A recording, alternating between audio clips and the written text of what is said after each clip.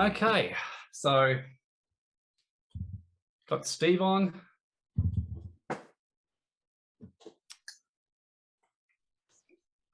Hello, Warren. Hello, everyone. How are you, Steve? I'm good, Warren. I'm ready to lock horns with the moral degenerates who are my opponents in this debate. Oh, this is going to be fun. Just a debate between it'll be either 3 or 4 speakers, depending on who comes on. This is going to be fun. So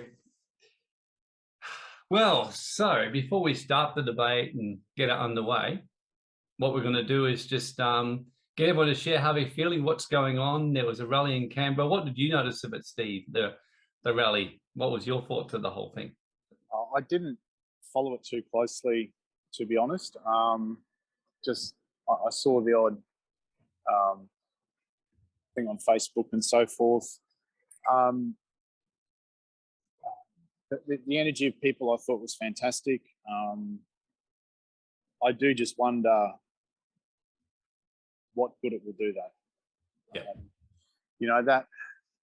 Once the energy of that togetherness, that fellowship, and we showed them kind of thing. Once that dissipates over the next week, the next month, what at the end of the day will it have achieved? I don't know, and I'm not saying it was wrong to do it or anything like that. I just wonder at the end of the day what it will achieve. If it helps to wake people up and wake the masses up, then well and good. I do notice with interest too. They're talking about 1 million or 2 million people there. I saw even 3 million.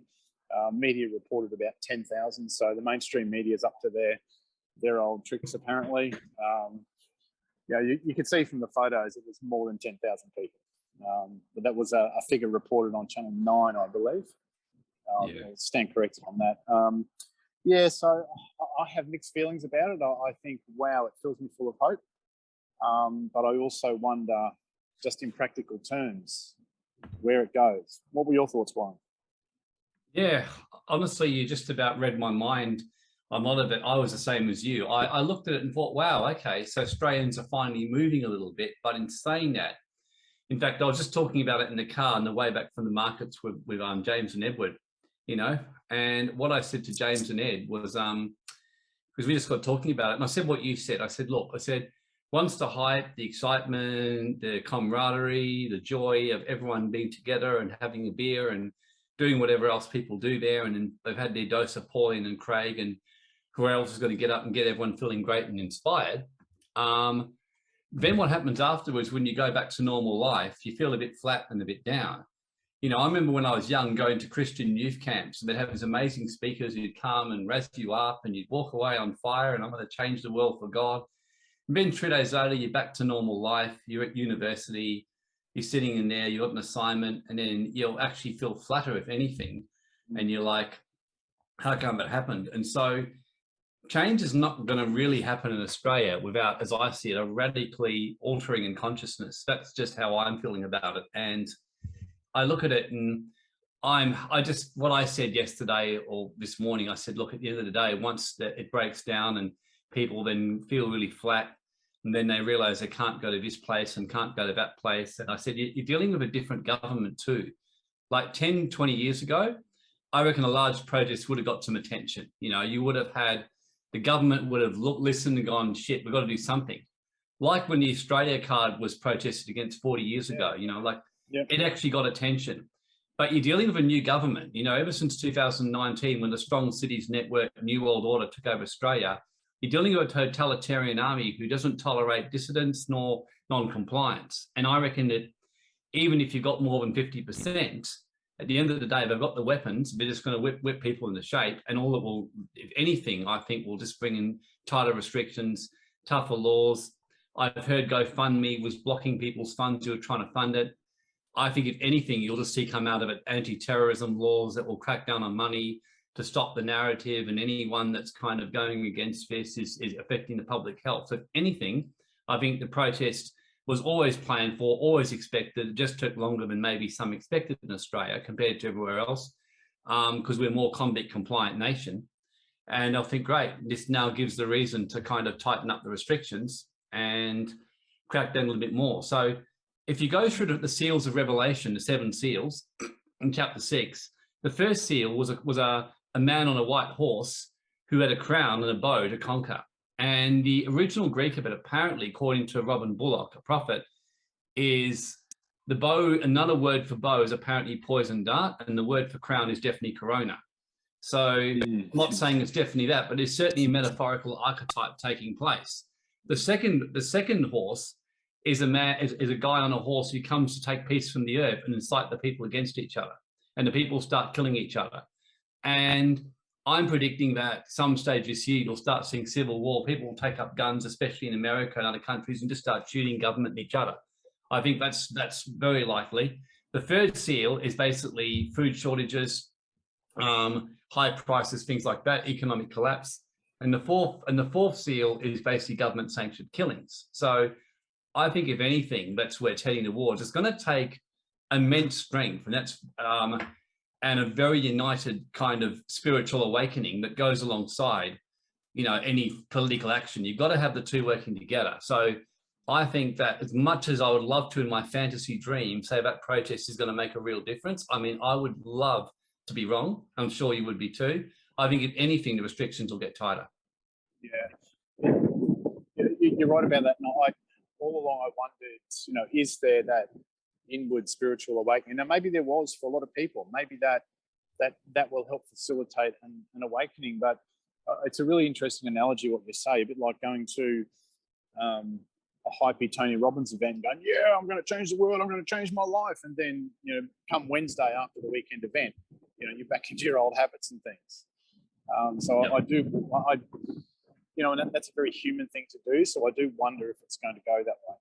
And you're dead right too with the Australia card. The other one that springs to mind in recent years is the Republican debate. Maybe what was that, 20 odd years ago? That was a similar thing that ignited people and government listened.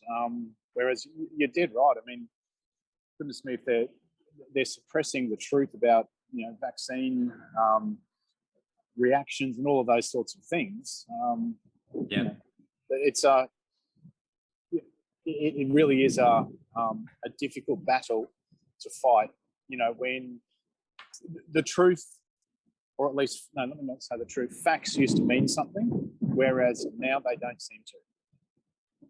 Yeah, no, you're right. I mean, it's a serious time when governments are actually suppressing information where people are being killed and injured quite badly. And the only reason that, as I see it, that could possibly be happening is it's deliberate. In other words, they actually want to cull the population. They want to reduce the numbers, but they don't obviously want it to come out and be seen that way. So that, I think it's as simple as that myself. And I think you're dealing with a fairly serious kind of group.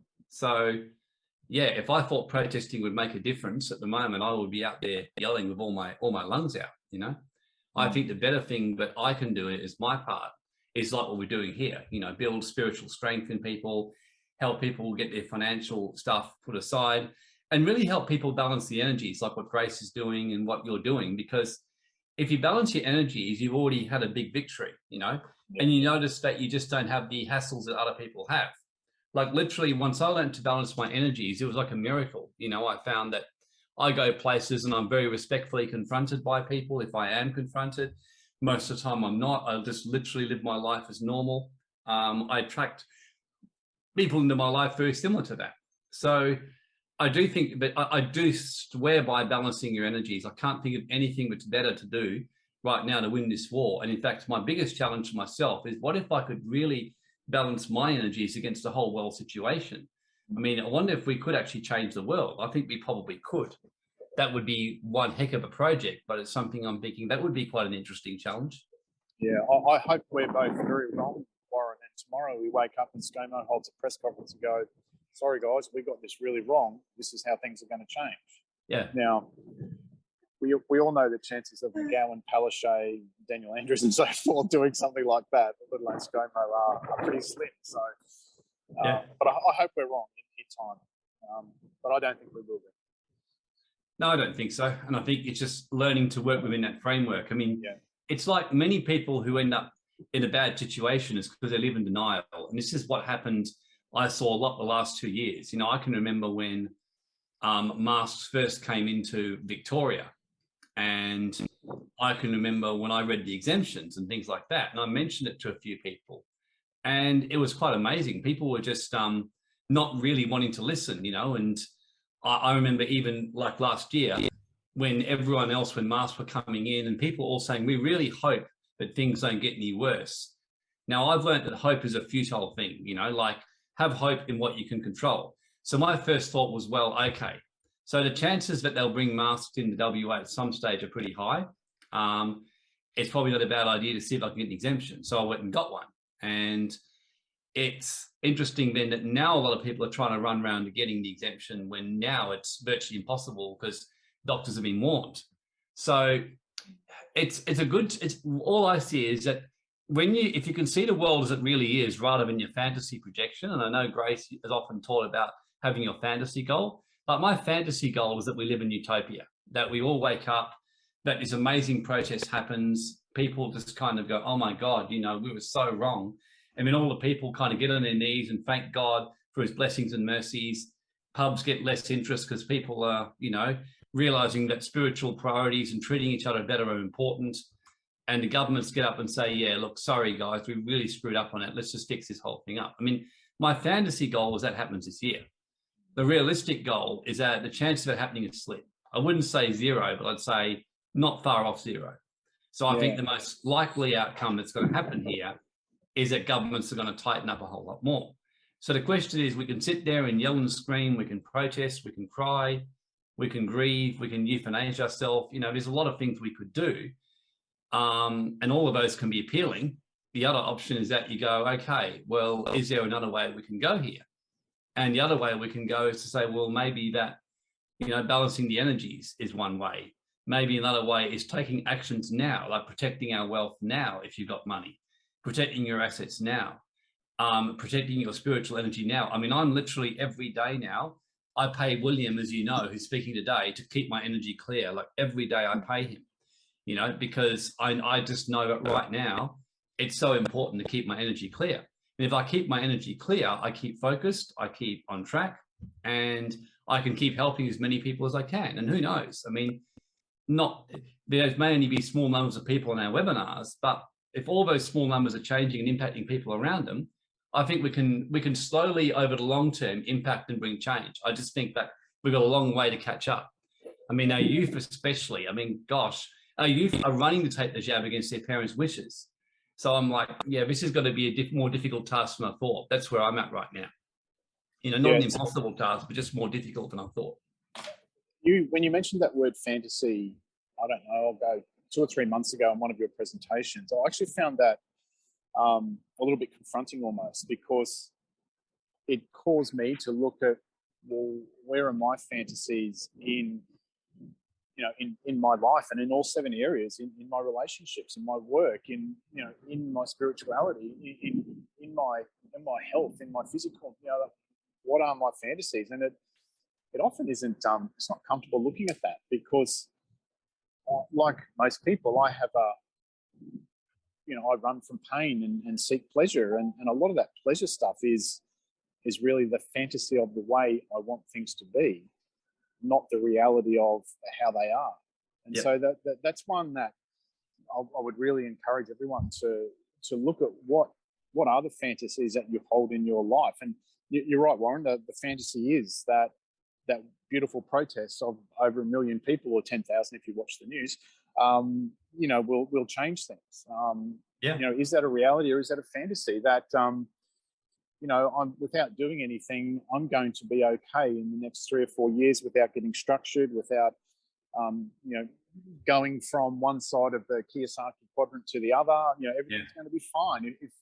If I live my life in the past the way I have, because that was a fantasy, that is not going to protect me in the future. No, that's actually brilliant what you say, because I mean, I can remember 10 years ago when I was sitting with this guy, Graham Crouch, who Ed knows, who's a net worth of way over 100 million, built many successful companies.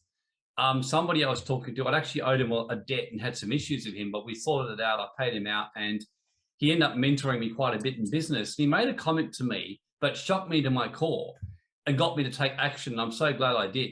I was talking to him at the time because I was running a law firm. And I must admit, I felt pretty good about myself. I thought, you know, I'm a lawyer, I've got a degree, I can charge big money, I'm making pretty decent income. And I had this fantasy about myself that I was this very successful professional, you know, who had a great business and things like that. And I remember kind of talking to him about it and even saying, you know, would you ever be interested in investing in my business? He said, well, not really. And I said, really? I said, why is that? He goes, well, why would I? He goes, it's not really a business that you've got. He said, you said, you're obviously a very gifted guy, but what happens if you die tomorrow? And I thought about it and I said, is there anything left for me? And I said, well, no. So he goes, well, then you don't have a business. He said, you're just basically a smart guy who makes really good money. And I just sat there and I went away absolutely feeling in shock and feeling almost a bit depressed and thinking, shit, he's so right. You know, like the rich dad, poor dad kind of thing, because I read that years ago. I'd found it very hard because I'd been university trained and I'd been trained in every possible way. And I remember thinking to myself, you know, my natural instinct is to numb yourself. You know, you go and you do something like you drink a lot of coffee or you go and, you know, watch sport or you go and masturbate or, you know, something that will take your mind off it. But I remember thinking, now, okay, let's just face it. I mean, he's right. I mean, if this happens to me and I suddenly get into trouble with the Legal Practice Board, I've got a problem. 3 months later, I actually had a run-in with the Legal Practice Board, which went for 3 years. And ironically, but I remember thinking, I don't have a business. In fact, I'm vulnerable. Or if my main contract's cut off, because I had a big contract with one company, I thought I'm actually in a lot of trouble. So I thought I've got to reinvent myself. And that was really hard. And when I say hard, it was really hard. I mean, someone who's been university trained and who people see as a smart guy, to learn to almost dumb down myself to grow a business. Because I realized to grow a business, I actually had to dumb myself down a bit. I had to give up my ego and let other smarter people than me work with me. And naturally, it threatened me. I had this competitive streak in me. And that took me a lot of work to let that part of me go. And then the next thing I had to deal with was to dumb myself down and be willing to let go and let others and focus on systems. And naturally, I'm very out there. As you know, I'm a bit of a troll. I'm a bit of a, you know, creative kind of a guy. I'm an artistic temperament by nature. And so to build a business required almost like a change of persona. I had to learn, you know, to build a system, an organized structure. And that was hard for me because I'm thinking, am I going against myself? Am I going against my true me?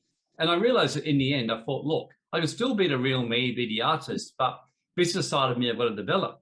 So I remember doing that, learning how to build systems. And I actually successfully, against all my natural temperament, built a successful offshore staffing contingent to run my business. And I even got our law firm to the stage where it didn't need me anymore, hardly at all, just by pure systems. Now, how I did that, I don't know, but I did. And bit by bit, I reinvented myself, and it took a very, very long time. Now, in this current climate, I'm so glad I did it because literally I've done it a few times. I can keep doing it. I've been able to move everything at home with Edward. We've been able to run business like that. The point I'm saying is that the best time to deal with a problem is when you see it and it's easy to deal with it. So like right now, for example, it's easy to deal with the fact that the economy is going to go have a major meltdown and collapse. There's going to be a reset, cash will end, and we'll have a digital currency. That's not here yet. And we're probably still a year or two or more away from that fully happening. So right now, it's still possible to do something about it. If you're willing to do the very hard steps to reinvent yourself, that's just an example, you know. But the question is, and it's interesting again, like you notice that when we have an exciting kind of thing or whatever, you often get a lot of people turn up, and it's been a bit more challenging. And, you know, there's 13 people here today again, you know.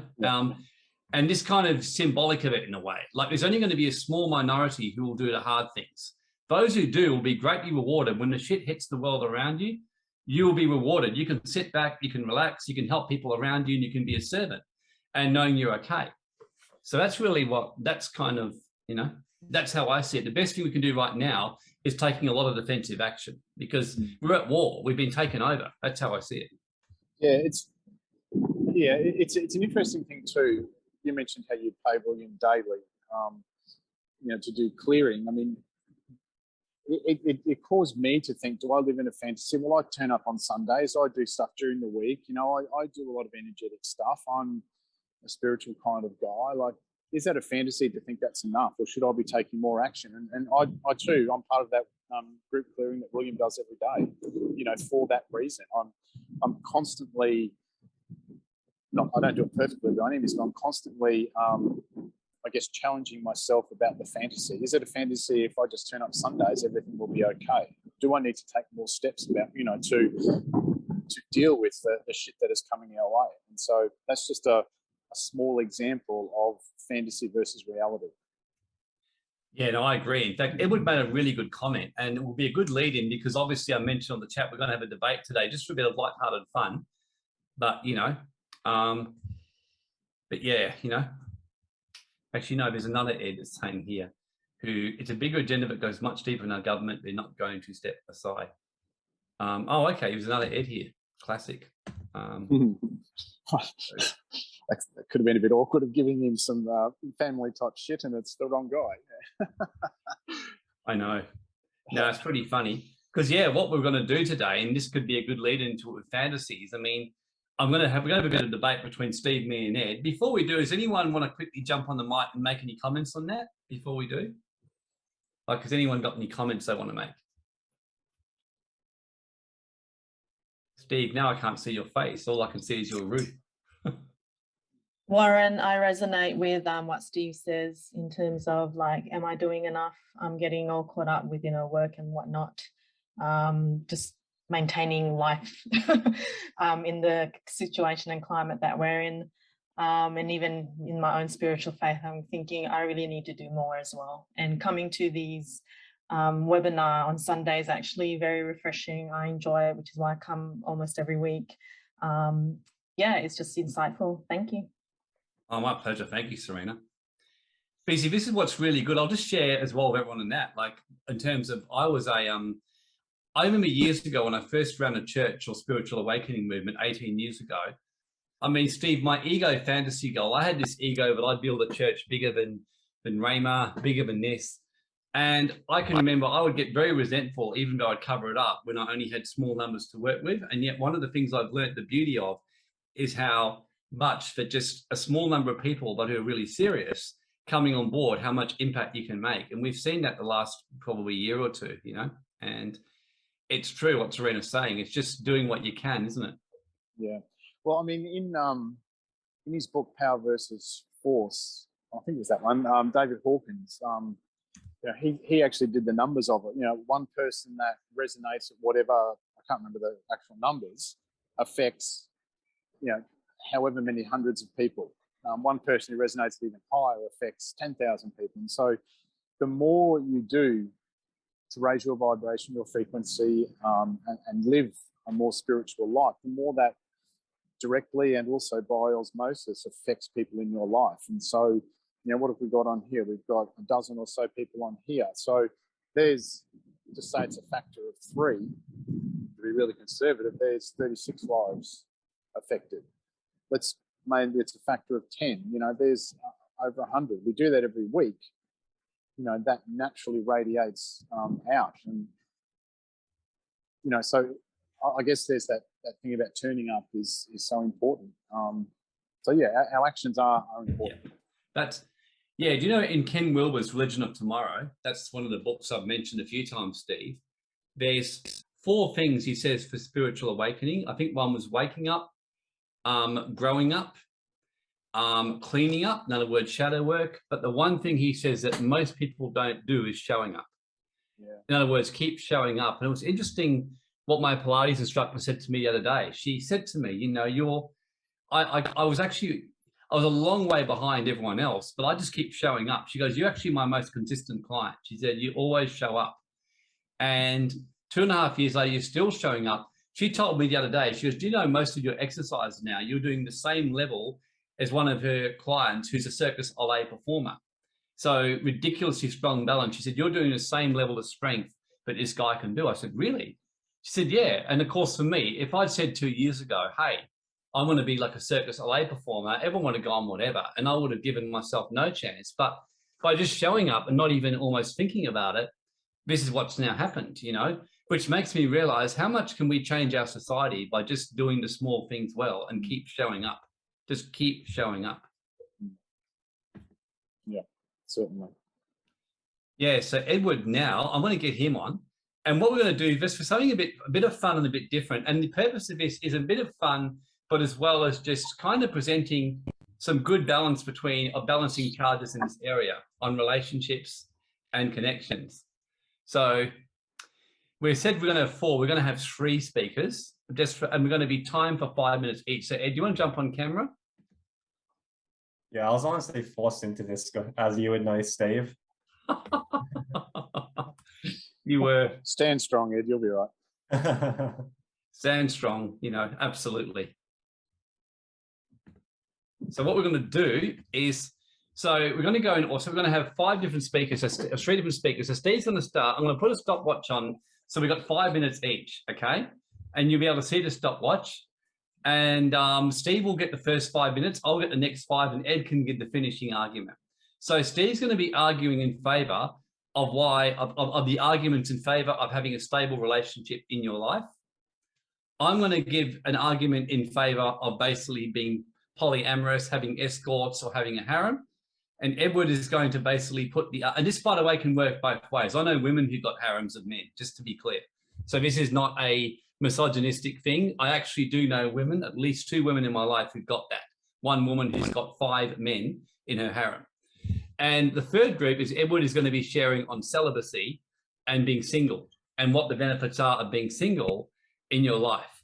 So who's looking forward to this? And what I want you all to do is listen, and everyone's going to vote at the end who wins. Now, when I say who wins, I'm not saying you've got to agree, but who presents their arguments the best. And there's going to be a prize. I'm going to give a $100 cash prize to the winner. I mean, obviously, if I win it, mine will go to charity of some kind. But if I don't, then I'm going to give a $100 cash prize. So who's ready to listen, ready to vote, and that kind of stuff?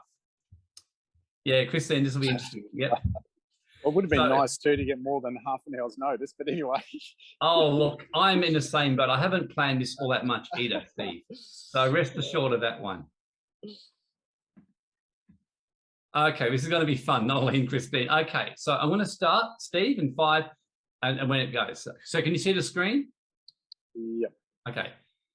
Ready? 5, 4, 3, 2, 1. All right. Well, Warren, everyone knows that being in a stable relationship is way better for you. In fact, we can take a more macro level and we go back to our biblical roots. The book of Genesis, we had Adam and Eve.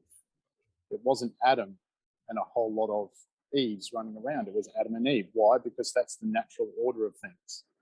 A stable relationship builds societies. And if we look at history, the great societies have been built on stable relationships, stable families. And, if we look at Rome, the greatest civilization the world has ever seen, the greatest advances in culture, the arts, building, etc., etc. All of that came from the stability of stable relationships, the family unit. The Roman Republic was replaced to its detriment by the Roman Empire. And it was only, a lot of people think that Rome collapsed from within when the Goths and the Visigoths invaded from the north. So it collapsed from without when the Goths and the Visigoths invaded from the north. But it was due to the moral decline and the degenerate orgies and so forth that Rome had in its empire stage. And it actually died from within, not from without. And if we can look through other historical times as well, the 1800s, great families helped build societies, even the 1950s, the wonderful families. And gee, I can point to some really good TV shows like Happy Days and the very balanced Father Knows Best. And, we even had the Brady Bunch and who can forget Mr. Ed, right? They were all based on solid, stable relationships. There is also lots and lots of research data that says that stable relationships have great benefits. And they're things like, a stable marriage lowers the risk of disease. There's less chance of becoming depressed. It's less likely to have advanced cancer. And if you do contract cancer, your recovery is much better. Now, that's not just a pie in the sky fantasy, right? These are proven peer-reviewed studies that show this to be the case. Also, statistically, if you're in a stable relationship, you live up to 8 years longer than someone who isn't. You also have fewer mental health problems. And the big one too is that, I guess, because a stable relationship, you actually have two incomes. So you have two ways of generating money, and that therefore makes you financially more stable, and you're able to save more than if you're single. The facts also stand that from a stable relationship, if you have children, they're less likely to live in poverty. They are less likely to experience mental health. They're less likely to experience emotional problems. They're less likely to drop out of school, and they are less likely to abuse drugs and alcohol. That's just the statistics and the facts. That's, again, not fantasy. It's not opinion. Those are the facts according to the data. You know, and we can talk more about personal things too. If you're in a stable relationship, you can basically have sex on tap. You have a lot of emotional support. You also get tax breaks. You get someone to cook for you, and it's not a sex thing. It's you know, the different sexes like to cook. You get people to do chores for you, mending for you, lawn work for you, etc., etc. So there are many personal benefits for being in a stable relationship. There's also studies that show that you have greater personal growth when you're in a relationship, and anyone who's been in a stable relationship will understand that, because people living together over a long period of time tend to trigger each other, and that gives you the opportunity to then look at yourself. Also, studies show that you have greater resilience when you're in a long-term relationship, because you grow together with your partner. Life has more satisfaction and meaning when you're in a stable relationship. Again, that's not opinion, that's fact that studies show. Happiness is increased. You also have a wider social circle, and anyone who's had kids knows that when those kids are little, your social circle grows exponentially because you school, etc., etc. Therefore, you naturally have more friends. And probably the final thing, or two final things, if you're unmarried, you have a 63% reduction in wealth compared to those who are married. And the very last thing, Warren, the most important thing in being in a stable relationship, as you transform out of this life into the next one, there's someone there to hold your hand and be with you at that most important time. Okay, well, that was a compelling argument. And you set the bar high, Steve. I knew you'd be good. So now I've got a hard act to follow. So anyway. Well, you're morally degenerate, Warren, with what you're arguing. So, you know, naturally I'm going to win because you're morally bankrupt. You're rotten to the core, etc., etc. Don't count your chickens before I hatch. Never undermine your opponent until it's finished. Especially who's a former lawyer. Yeah, true. All righty. Okay, so now let's have it then, you moral degenerate.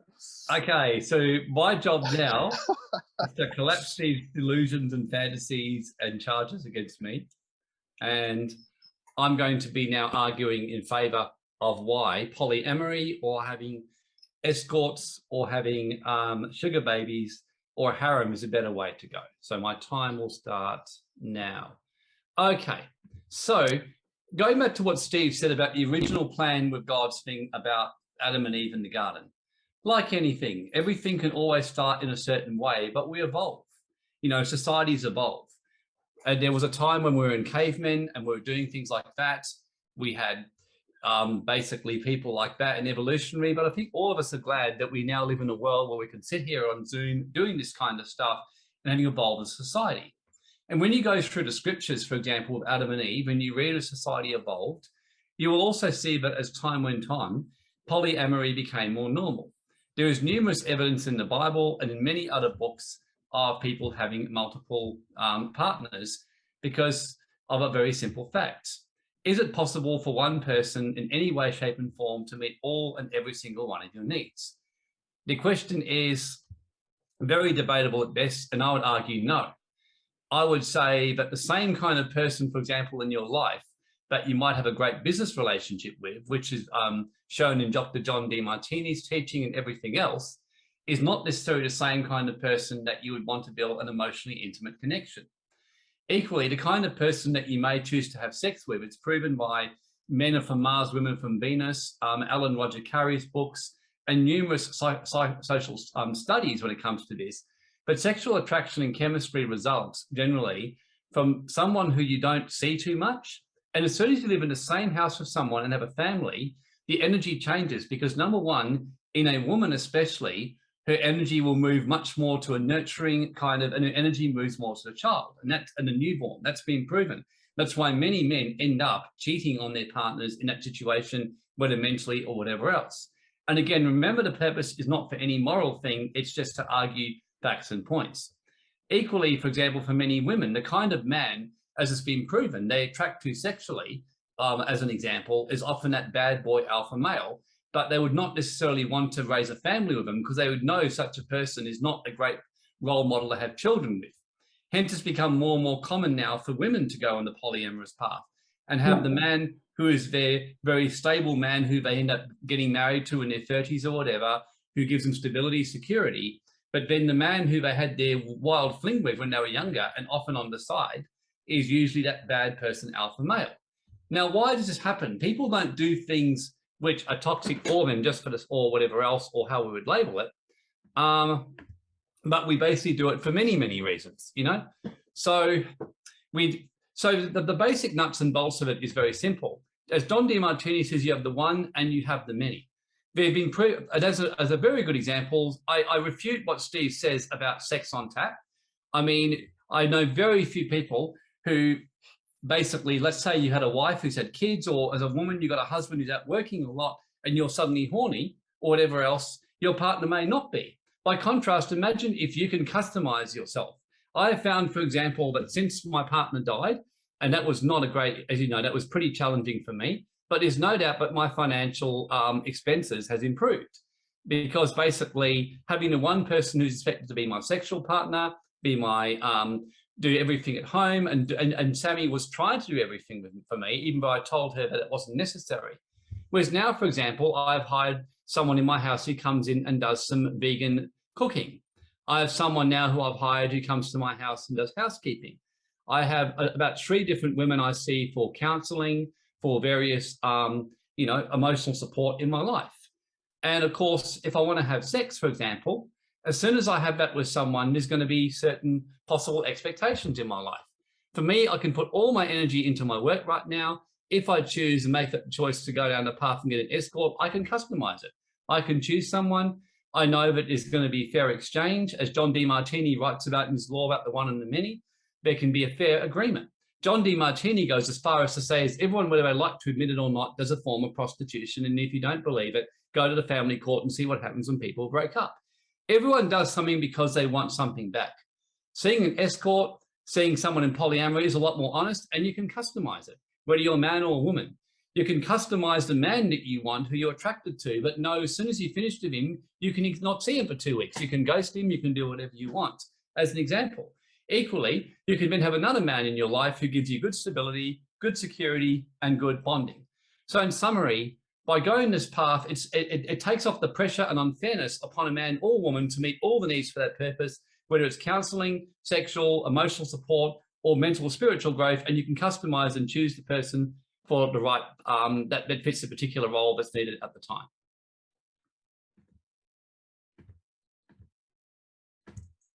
So there you go. Beat that one, you little shit. I'll let the audience vote. Okay, Yeah, so that's it, Ed. He's a moral degenerate, so just do your thing, right?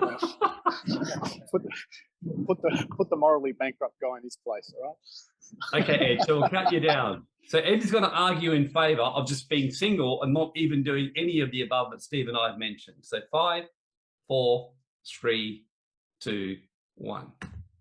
Well, look, I think everyone here agrees, like every single person, there's 14 people on here, that all of us, the reason we're at City Awakening and the reason that we learn from each other is because we're all driven by self-growth. That's just a fact. I think no one would be here if you weren't driven by self-growth. So the question that people can ask themselves is, would you rather get more self-growth from like your own journey, being focused on yourself, spending more time and energy into your education, into all of that? Or would you rather have to rely on someone else and also be limited from your own self-growth when you have to focus on theirs and balance the two. Because when you're with a partner, or even with escorts or whatever, it's not just yourself that you've got to focus on, you've also got to focus on them. If they're going through problems, then it'll indirectly affect you. That's obvious, everyone would know that. So that will limit yourself. I think a big one too is you get to make your own decisions. Sure, like if your finances are separate or whatever, like, I mean, I don't know what people's relationship status is like here, but if your finances are separate or together, the fact is if you want to do something for yourself, like let's say I wanted to travel, or I wanted to go to a new gym, or I wanted to buy a new course to educate myself in business or spirituality, well, then I've got to run that idea by that same person. You've effectively got to make that decision together. Even if they don't agree with you and it's your money, that voice will still be at the back of your mind, because you know that that person will still be wanting a say in it. So you do get to make your own decisions, being single and so forth. So obviously saving money, that's a big thing, which is a point that you raised, Dad. There's actually been studies that showed that on debt.org, you can look this up, debt.org, that 21% of people who had credit card debt were single, compared to 27% of married couples without children that had debt, and then 36% of married couples with children. So those statistics keep rising. Obviously, you get more time and freedom. Like if I want to go to a cafe by myself, if I want to go travel, like I mentioned, I get to do that without any worry, without needing discussions and so forth.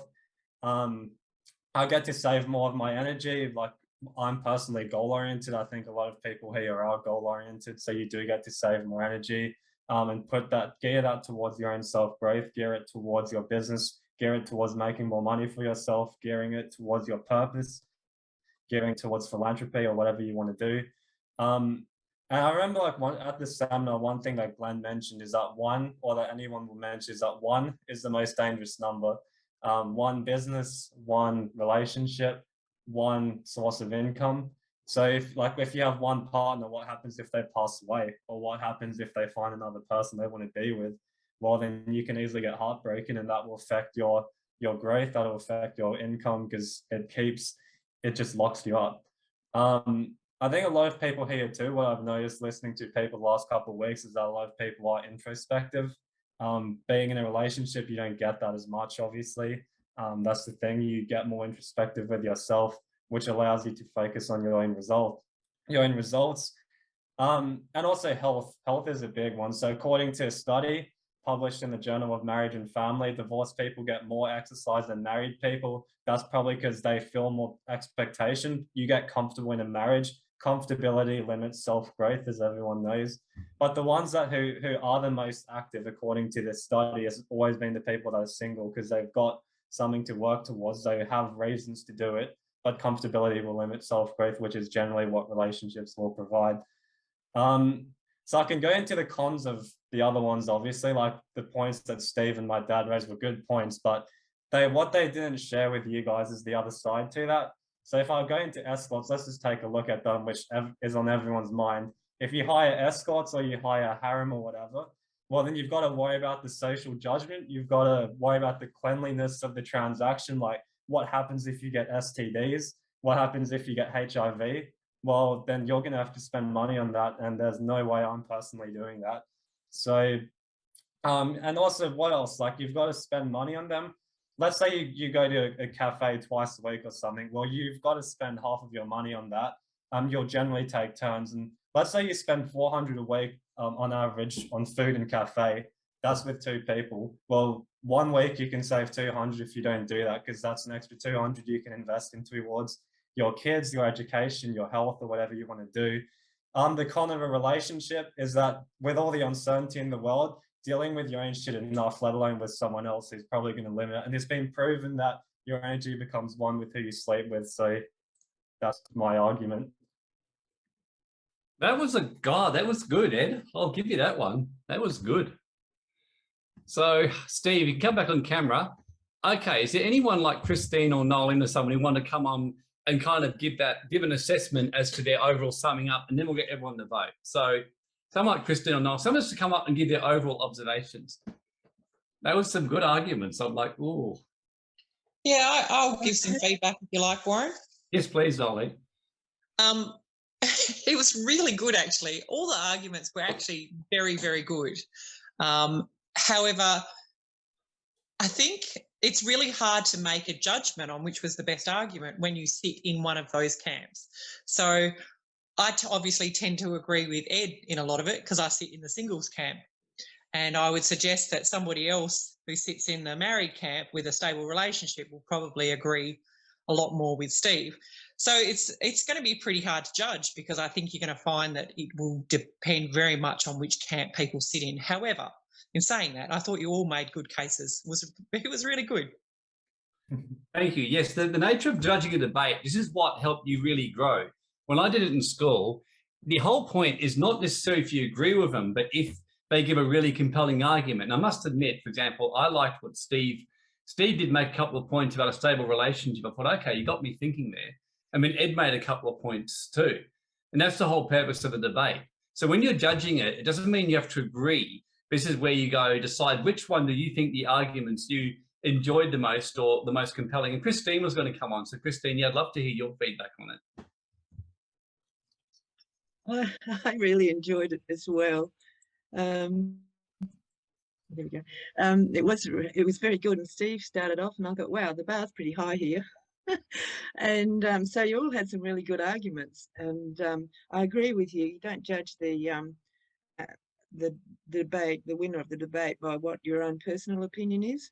And so it's really quite difficult to judge, but I really, really did enjoy it. You all had some really good points. And I have to commend you, Ed. I mean, you're only 18 and your argument was really brilliant, I thought. And the other guys have had a lot more experience with talking and voicing their opinions. So, yeah, congratulations. It was great. I really enjoyed it. Oh, thank you, Christine. Yeah, I agree. I thought Ed was very good. I thought, shit, he gave some really good points there. When he started pulling out statistics, I thought, little bugger. Yeah, little shit, hey? One comment I would like to make, Warren, is, and I would really have loved to have seen you guys debating the situations that you're not in. So Steve debating the singles and maybe Warren debating the stable relationship. So because then it actually takes out your personal experience with that as well. So next time you run a debate, maybe change out who's doing what experience, and because then you actually have to find the debate independent of your personal situation. That would actually be a very good idea. I was thinking of doing that. We could even do a similar debate again, but this time we all take different roles. So I would argue in favour of celibacy, which would be the hardest one for me to argue. I'd get Ed. So what would be I think, Steve, I'd get to argue, polyamory. And Ed would get to have to argue the harem, and having lots of women, because I know for him that would be a huge distraction. Isn't that what you just said, Steve? We do polyamory. Hang on, yeah, he'd do polyamory. I would do celibacy. Oh, yeah, you do a stable marriage. Sorry, that's the one I meant with you, yeah. That would be quite funny. Getting married at 18. You arguing celibacy, Warren, would be very, very interesting. Oh, you'll be surprised. I was a like good debater. I could do it. In fact, I'll show you now. I'll do it for 2 minutes now. I'll debate celibacy. How about that? Actually, Yeah, we'll judge a debate, and then I'll finish up and give an argument for celibacy. How's that? Is that a challenge, Steve? Yeah. In 3 minutes. Okay, so first let's take a vote. Is anyone, if you thought it was all even, just say it was all even. It's really fine. It's more just for fun. But if anyone does want to place a vote, just put it in the chat. And then I'm going to do a 3-minute argument for celibacy and make this fun. James, even between Ed and Steve. Yeah, thanks, James. It'll skip. No more coffees for you. Good on you, James. We all agree. Yeah, just James has got issues. Steve, Bree reckons Steve. Yeah, good on you, Bree. Bree's on team Steve. It's so funny because Ed said to me before, no one's going to vote you because you've got to trigger everyone. So no one's going to vote you. Well, I don't like any of you. All of you are now kicked out of our work. Thank you for coming, you bunch of mongrels. I don't take it personally at all. But there's some wounds there, Warren. I've always loved Christine, Nolene, and Melanie, but you guys have just accelerated that. This is the thing. I always used to get, when I even did acting, I'd always get the villains and get the unpopular roles. So I thought, this one, I'm not going to win it because no one's going to like my arguments. So, okay, so I'm going to argue for celibacy now. So let's give myself 3 minutes to do it. You reckon I can do it? Yeah, whether it's compelling or not, I'm sure you can do it, Warren. But will that Okay. come from the heart, and will that be Okay, you? I'm going to, let's see how good I am. Let's see if I can argue celibacy. Okay, my time starts now. Okay, so I know what I said previously about polyamory and having a harem and things like that. At the end of the day, having a fantasy and things like that can be pretty damn good. And I think all of us do that. We've all sat there at times. We've imagined being a superhero. We've imagined being the porn star actor. We've imagined having the multiple harem, but talk is cheap. The question is what really happens in real life. And there's no doubt that one of the things of celibacy is, as Edward said, that celibacy does bring all your energies back to yourself. One of the amazing things of celibacy, having lived celibacy for many, many years at one stage, in fact, I was a virgin until I was 26. That's the complete truth, because I grew up in a spiritual home. I actually credit that to a lot of my achievements in life. I achieved a huge amounts in that time because all my energy was devoted to my music, to my career, and to my life and my spiritual journey. That was literally my whole drive. So being celibate meant I wasn't in any way distracted by women, apart from the fact that obviously I'd go out on dates at times and I would have my normal mental fantasies to distract me. But by and large, I got an awful lot done. I managed, in fact, many of my greatest achievements I did up to the age of 26. I became a very successful musician. I ran a band in a church. I wrote my own music because all my creative energy and sexual energy, which comes from the second chakra, which is basically where you store all your sexual energy, your creative, your artistic, your spiritual, was all being put into that. I wrote many, many songs. And yet in the actual Indian teachings of the Kriya Yogi, it's said that as soon as you move into the sexual, something changes because now desire comes in. You open up a field of desire. You see that also in Song of Solomon. And there's no doubt that once you walk the path of sexuality, you open up a gate that never really shuts fully because that desire is often there. I remember a friend telling me when he was 12 and lost his virginity at 12, and at first used to pick on me and laugh at me, and eventually admitted to me, he goes, actually, in a way, I think you got the better deal because the problem is ever since that, I just keep wanting it now because I've experienced it. So basically, once you go to sexual path, and of course, going the path of the escorts, the polyamory increases that. Going the path of marriage, as Paul in the Bible says, you now have a responsibility.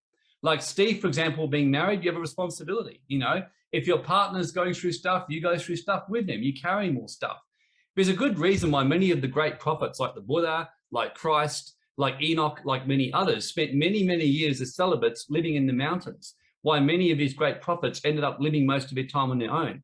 Why the great John DeMartini, he only sees a woman every 3 months, his girlfriend, and the rest of his time he puts into his work. So overall, celibacy reigns supreme because all your energy goes back to God. Your love and your sexual energy is devoted to God. Your connection is with God. I know when I was celibate, all my energy went to God. Whereas as soon as women came into my life, and especially on times when I've gone heavily onto the polyamory or even being with a partner, it's taken so much of my energy away from my work or my purpose. Since Sammy's passed away and I've actually had less time with women, I've had so much more done. So overall, celibacy reigns supreme, and everything else that the three guys said before, apart from Edward, nothing else beats it. Okay, so what do you think, guys? Well, yeah, I think that's a good one. That was good. You have to give it to me. Yeah, it wasn't bad. Yeah, I have to admit it was good, Warren, but I'm pretty sure you can make an argument about anything. So Okay. He's a lawyer. He's a lawyer. What do you expect? Yeah. Right? no, Okay. you can take either side. Yeah. Okay, now I'm going to do, how about I finish off, since I've done that, for 3 minutes arguing in favour of a stable relationship and marriage. What do you all reckon? You up for it? Yeah, go ahead. Okay, so 3 more. Okay, so now I'm going to argue for basically getting married and why having a stable partnership is the way to go. And I'm going to kick that little bearded guy, Steve Plummer's gay ass. So, okay, here we go. Okay, and go. Okay. So I know what I've said previously and all that. Now, why do we get married and why do we have intimacy? The word marriage is really talking about union or a form of covenant commitment. And one of the things about getting married is, as Steve said right in the beginning, the original scriptures talked about Adam and Eve and basically how Adam and Eve became one intimate couple. And even though, yes, it's true that Jesus, for example, some of the great prophets, were celibates, many of the prophets of the great ones like Peter and most disciples did actually have partners. They just didn't make a big deal about it. And there's no doubt that, as Steve said, with a partner, you do happen to grow, because what you do is you learn to basically grow together. You go through the emotional stuff. You get to increase your karmic cleansing. John Demartini says relationships are the fastest way to own your disowned parts. You think you're doing really, really well, and then you attract someone into your life and you start dating them, you start seeing them, you become intimate with them, and you start to work on your karmic resolution, your karmic patterns, and your karmic path. The beautiful thing, for example, when I was in a relationship with Sammy, was for the first time in my life, in fact, many said to me how much more stable I'd become. I'd gone from being very erratic for a number of years in many ways to having more stability in my life. It felt really, really good to go home, have someone there who I really resonated with and who I had an emotional bond, an emotional heart-soul connection. And with Sammy, I did. Sammy and I had a very deep love for each other. In fact, I always had this kind of fantasy dream, as I put it, and I used to mock the concept of soulmates or twin flames and think it was a whole lot of bunk, even though deep down, when I was 18, I used to sneak into my sister's room and steal her sweet dreams romance books and read them, and then tease her and mock her for reading the books. I still, to this day, one of my things I will tell you, and this is the truth, is that when I watch The Notebook, I cry. When I watch these P.S. I Love You, I just cried. When I watched certain scenes in The Hunger Games, I cried. The Rocky 3 scene with Rocky and his wife, I bawl my eyes out as I see the power of a good woman and what they can do to a man, and seeing how when Rocky was broken. I remember with Sammy, with me, how when some of my deepest wounds came up after we'd been together for a year, and deep down I had these very deep unresolved wounds of the feminine, from abandonment, growing up with my mum, the fact that I'd been given a silent treatment a lot as a boy, that was my punishment. I had a lot of fear of abandonment, and I would protect myself, I'd withdraw, I'd react, I would do that. And women didn't quite know how to handle me when that fear and that wound would come up. They would kind of get angry at me, they would kind of do this. But I remember the one time with Sammy, I felt so hurt with something, I withdrew from her. And she grabbed me and said, "No, don't withdraw from me, I'm feeling you." And I kind of went to pull back. She goes, "No." She goes, "I love you. You're my man.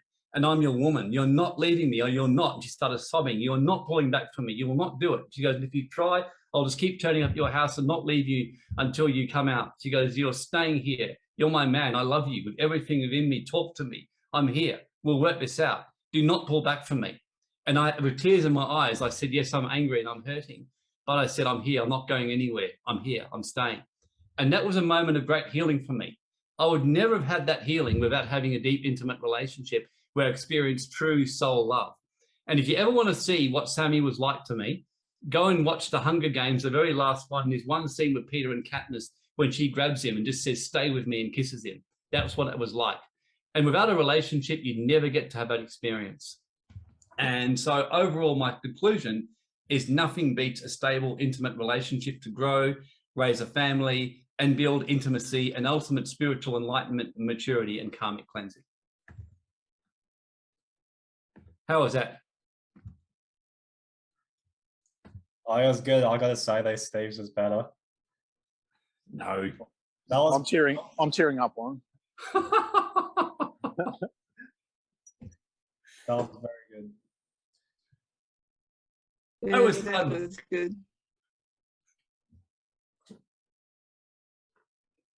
Yeah, debates are pretty fun, aren't they? Yeah, I touched a heart, Penny, romantic, exactly. Unlike Steve, who's just pure pragmatic, psychopathically practical. He just uses Jenny purely to raise the family.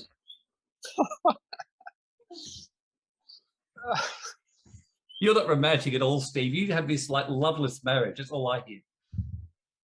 That's a bit harsh. Gee whiz. Oh. You deserve it after calling me moral and degenerate. I just proved to you that's because I'm a true romantic at heart, whereas you're just this practical, loveless kind of guy who walks around living this, farcical marriage. Oh, jeez. Nolan, not so much for me, yeah, because Nolan, you're just a practical psychopathic bitch. That's why. That's okay. You're like Steve.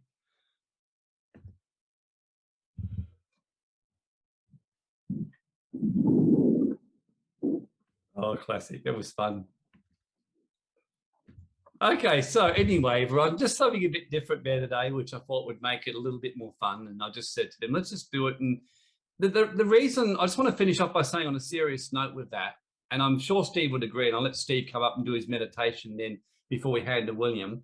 But Steve, I'm sure you would agree, all jokes aside, that that one of the beauties about when you look at all perspectives is how you grow. And I think that's half the problem why the world is such a mess, because we become so charged and infatuated, as Demartini says, rather than learning to be balanced, And the truth is, as Demartini says in his great book, The Heart of Love, not one of them is actually better than the other. He goes, celibacy, polyamory, or monogamy. He goes, all of them you grow. And in fact, he even goes as far as to say, he goes, you show me a woman who's very obsessed with monogamy, and I'll show you a woman who probably attracts men who cheat on them. He said, you show me a woman who's comfortable with the many, and she'll tend to attract the one. And it's so true, And so the idea is to ultimately, whatever the topic is, whether it's about the masks, the vaccines, everything, the more balanced you can get, the better. I mean, Steve, I don't know if you were there, but even about 6 months ago, I know Christine was there. I got Grace to do a collapse upon me to actually look at the benefits for me of being forcibly vaccinated by the government. And I even said, I want to do this. I want to be challenged and give the arguments for the benefits to my spiritual journey about being forcibly vaccinated by the government. And I remember doing it, and I really balanced out all my charges and everyone around me. So the beauty of doing this is you can come with a balanced perspective, and whichever path you walk, you're doing it from choice and from being balanced, not from a charge. I mean, what do you think, Steve? Yeah, I mean, Demartini is really, really good on this, right? In that he says that, like you said, everything has a balance. Nothing is either all good or all bad, right? In our humanness, we tend to only see the upside of something or only see the downside of something. In other words,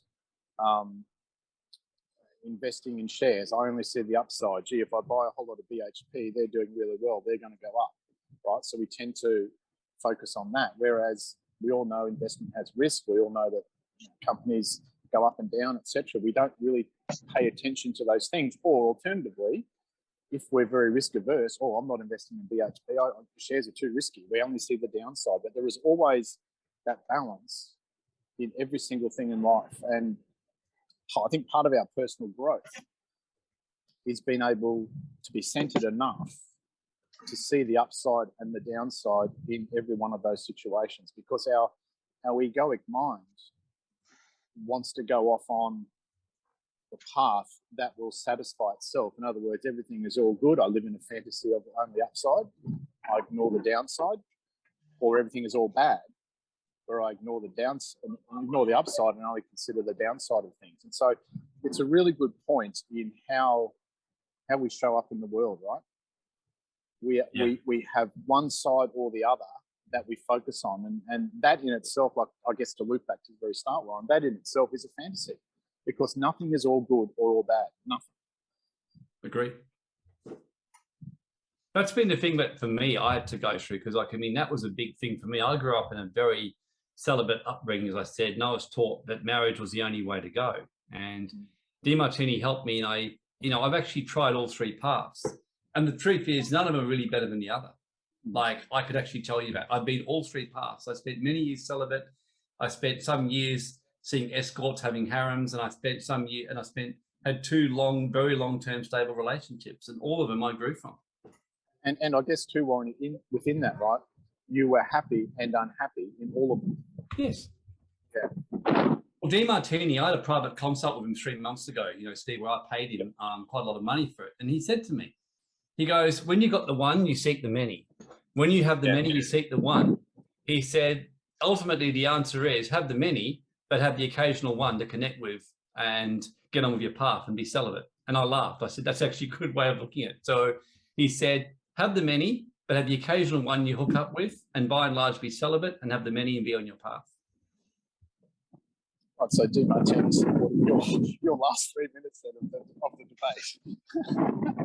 Pretty The much. celibate side, yeah, but it's a good point, isn't it? I mean, it's if we are serious about not living in fantasy, we will be accepting of both of those sides, the upsides and the downsides. And like I said, with all of those things that you've had, those different relationship dynamics, there have been positives and negatives in there, happy times and sad times and unhappy times. Yeah. That's life. That's the human experience. Well, thank you for being good sports, Steve and Ed. So I'll reluctantly give one of you guys some money, even though I think I was robbed. Again, that's your response whenever you don't win, Always. Warren. You've been robbed. Look, whenever you don't like a nut, come blame someone other than yourself. That's Dr. Bill's rule. So That's Never a true take- narc speaking, right? yeah, never take responsibility. No, Yeah. it just everyone else is wrong. I'm right. So as far as I'm concerned, no one here knows how to judge, and you all victimize me. It's that simple, really. Wounding much. That's all right. You'll look at that. Maybe. But on that note, how about you take the you take it through meditation, then we'll hand over to William, who'll be speaking about demons and dark masters. So I'm looking forward to hear that today. Yeah. So Steve, I'll hand over to you. Yep. All right. So we'll do. Excuse me. We'll do the heart-mind coherence. I just want to turn my camera off so I can put my hands on my heart space as I go through that with you. So we'll go through the 3 steps of the heart-mind coherence, and as we all know, step number 1 is shifting our awareness. And the reason we do that is we want to get out of our thinking mind, and especially, I guess, with our debating and our minds judging things, get out of our thinking mind and into our feeling heart. So I invite you to gently touch your heart space with an open palm or with a finger or fingers, in whatever way is comfortable for you. I've got both my hands over my heart space. I invite you to, whatever way is comfortable, to touch your heart space as well. And the reason we do this is that our awareness always goes to the place on the body where we feel the touch. It draws our awareness from our busy thinking minds to our heart, and it sends a signal to our whole body, our whole being, that I'm turning my attention inward. That's step number 1, shift awareness. And step number 2 is to slow our breathing. So I invite you to breathe in through the nose for a count of 5, to hold for a count of 5, and then out through the mouth for a count of 5. And we'll do that 3 times. So in through the nose for 5. Hold for 5. Out through the mouth for 5. And again, in through the nose for 5. Hold for 5. Out through the mouth for 5. And again, in through the nose for 5. Hold. And out through the mouth for 5.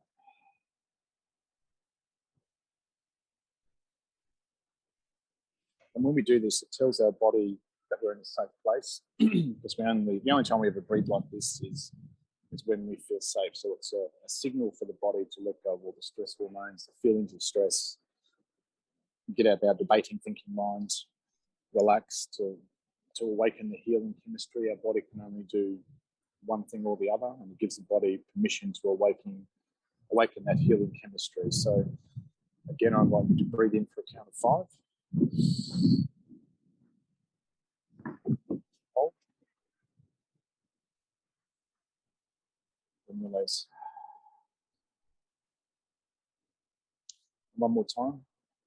From that place you feel the touch, to breathe in for 5. Hold.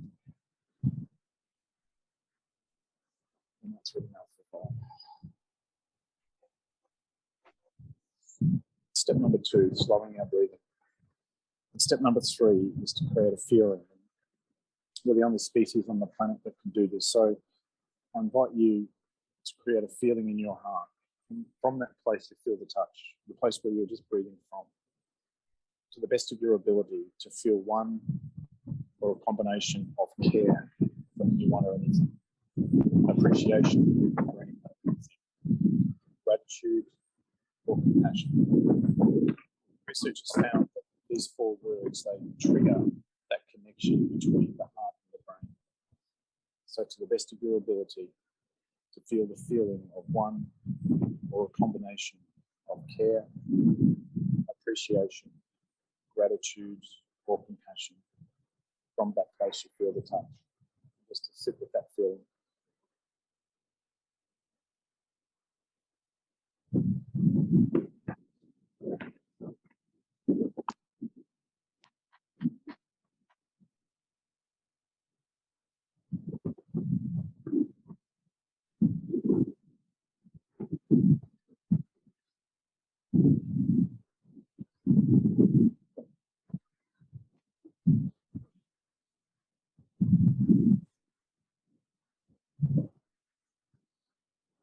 Take one more slow, deep breath for a count of 5. Hold for 5. Then release for 5.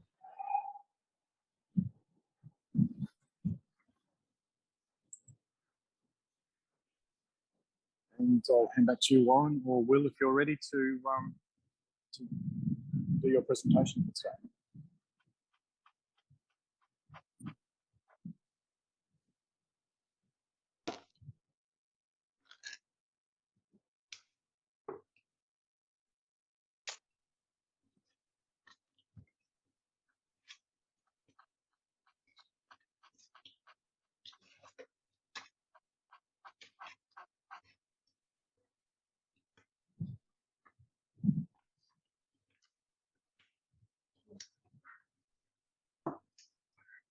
No, honey.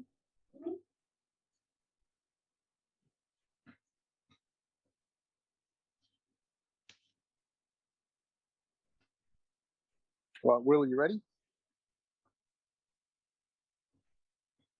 He's not even on.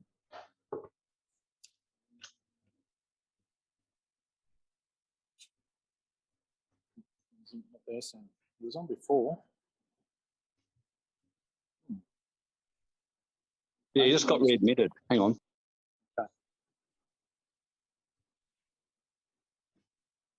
Oh yeah, no, it's coming back.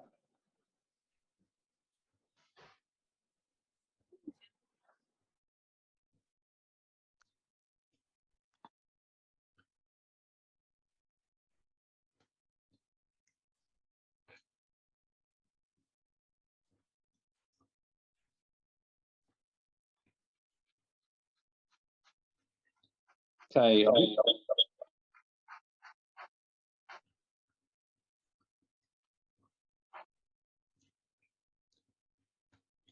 Hi, William. That should work now.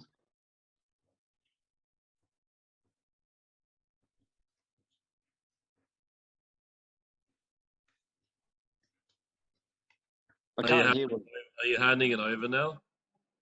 Yeah, it's handed over, mate.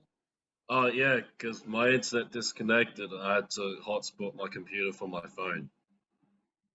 Yeah, it's all yours, Will. Oh, okay. All right, sweet. So let me just share my screen then.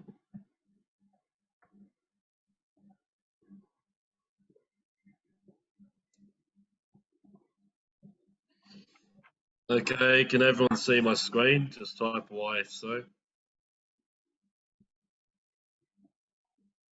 Sheldon, yeah.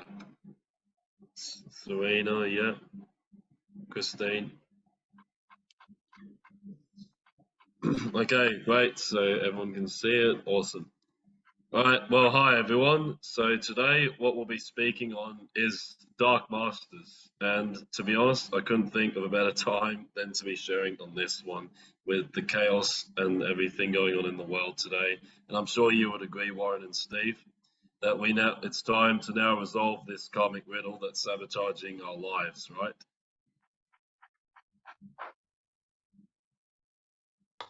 So, yeah, without further ado, let's get this underway.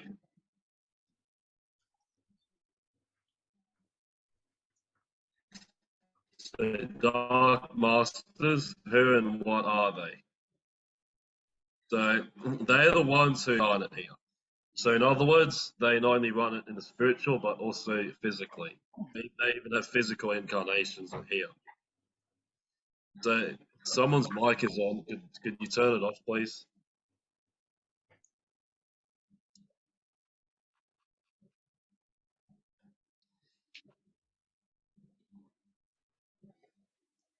Okay, great. All right, so anyway, what they can do is attack your thoughts, cause you to have financial challenges, attack your sexual areas, and they each represent something specific. So, for example, the sons of Belial represent false witness. So, if you are being falsely accused, you're dealing with these ones. And then Jezebel, the mother, represents that dark feminine and one of the controllers of the financial realm. And they also move in great powers and are highly evolved, even superconscious. So superconscious means that they can do things that you would think is only in the sci-fi movies. Like they can even perform miracles, they can teleport, and they can become invisible. They can even turn into birds. They can do stuff that you would only see in the movies. They can read your past lives and karmic loops 3 weeks before you're even born.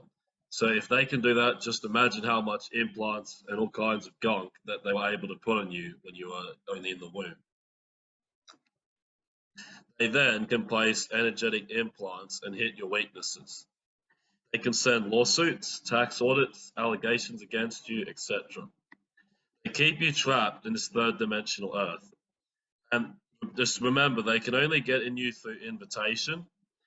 So think of it this way. I mean, when it comes to your house or your apartment, no one's allowed in there unless you invite them in, right? So it's kind of like that. Otherwise, it's breaking and entering. And these dark masters know that very well. That if they can't just enter you without, if you haven't like done anything that which allows them in, because then they'll break karmic law, and then they can receive judgment from the Father and the higher councils. So they only get in you through invitation. So like if you're blocked in a certain area, or they can trick you into breaking karmic law and departing from the Father.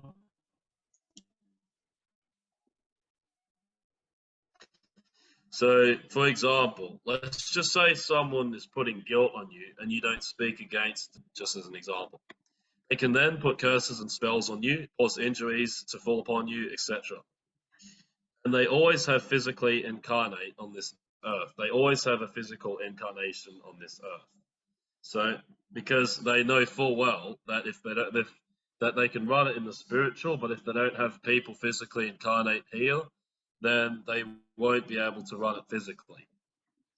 So if someone steps on their path and starts causing problems for the Dark Masters, they'll start looking for every weakness possible, and they'll hit that weakness and ultimately take out the person and their work. So hence why there were those scandals, like when great pastors or great church leaders were running a great work, they were actually performing miracles, and they were going back to what the Father and the church is really about. But then they had a scandal with, say, a prostitute or someone that they cheated with, as an example. So that would be an example of the Dark Masters getting the weakness and then taking them out. So who and what are they really? There are many ways you can describe them. A lot of them were actually once light and beautiful. So this is the crazy part. Like, as well, despite all these horrible things that they've done and everything, they were once light and beautiful and with the Father. But unfortunately, they got full of pride and ego, and they were cast down to this lower earth. So while they were once very serving to the Father and serving beyond themselves, they ended up wanting to form their own rebellion, run their own kind of, they wanted to run their own kind of place. So then they were cast down here. Some examples include Lucifer, Satan, Jezebel, Pharaoh, etc. So these kinds. There are also giants who were conceived from when the sons of God slept with the daughters of men. So Genesis 6 verses 4 mentions this. And the book of Enoch talks about this in detail. So these giants were known as the Nephilim, who ate people and were all about war, conquering, and domination. So that's all that they were for. There are also the sons of Anak. And Numbers 13 verse 22, Numbers 13 verse 33 mentions them. And these guys are actually a huge problem because although they've been cast down to this lower earth, they have higher knowledge, consciousness, and power. And they use it for personal gain. So think of it this way: they can perform miracles, they can make you wealthy, and they can pretty much do everything. They can pretty much do what the Father can. They can give what the Father can give you.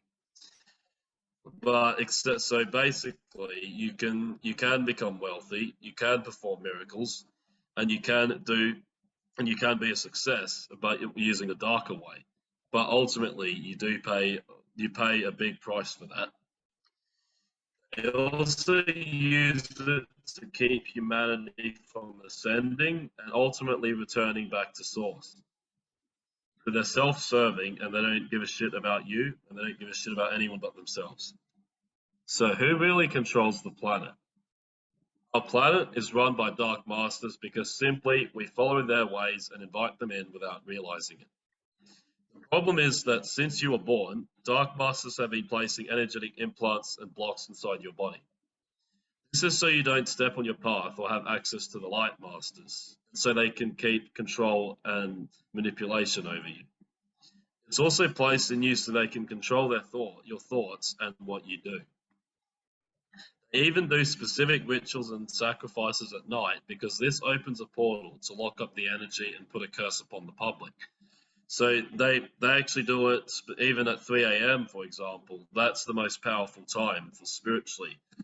That's the time that they tend to do these because that's when they can lock up the energy, and that's when the spiritual realm is amped up 10x. They know full well if people are struggling financially and are ignorant to the spiritual truths, this helps them keep their system and servants in place. Well, because if everyone was prosperous financially, I mean, think about it, no one would have any trouble on their path, right? Just type a Y if you agree. If everyone was prospering collectively, no one would have any trouble going on their path and giving up other things. Sam, yes. Sheldon, yes.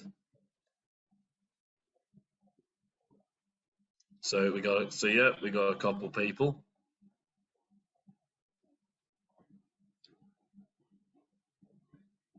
So even just type a Y in the text, chat if finances have actually stopped you from going on your path or hindered you greatly.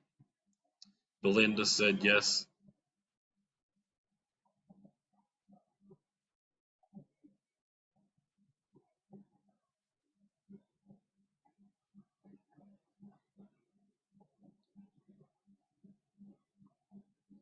What about you, Warren? Have finances ever hindered you from your path? Never. Well, no, yes, definitely. Most definitely. Yeah, I'm sure you would agree that if everyone was prospering collectively, no one would have trouble going on their path or like giving up to go into the work. Well, in a natural state, in the original form, we're naturally prosperous. In fact, when you study Atlantis and Lemuria, the natural thing until we move into lower density form with negative energies impacting and moving people into self-greed and demonic attachments, that generally our natural state is actually abundant. Well, yeah, exactly. But they've just tricked us and they've deceived us into this other form. Correct. And Steve agrees, Manu as well. So we got a few. So why do they hate those of the light? Well, as soon as people step on their path and start causing problems for the Satanists, that's when they go after people.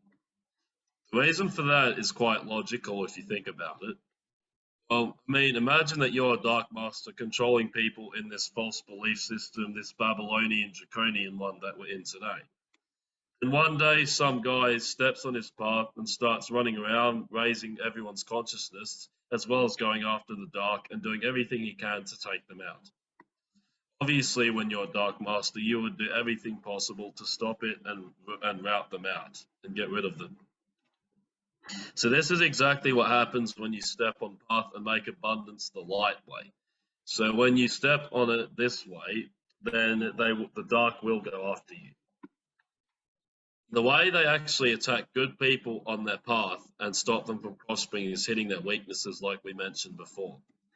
What that means is because we have lived many lifetimes, and any unresolved past life karma gives them an open door to hit you.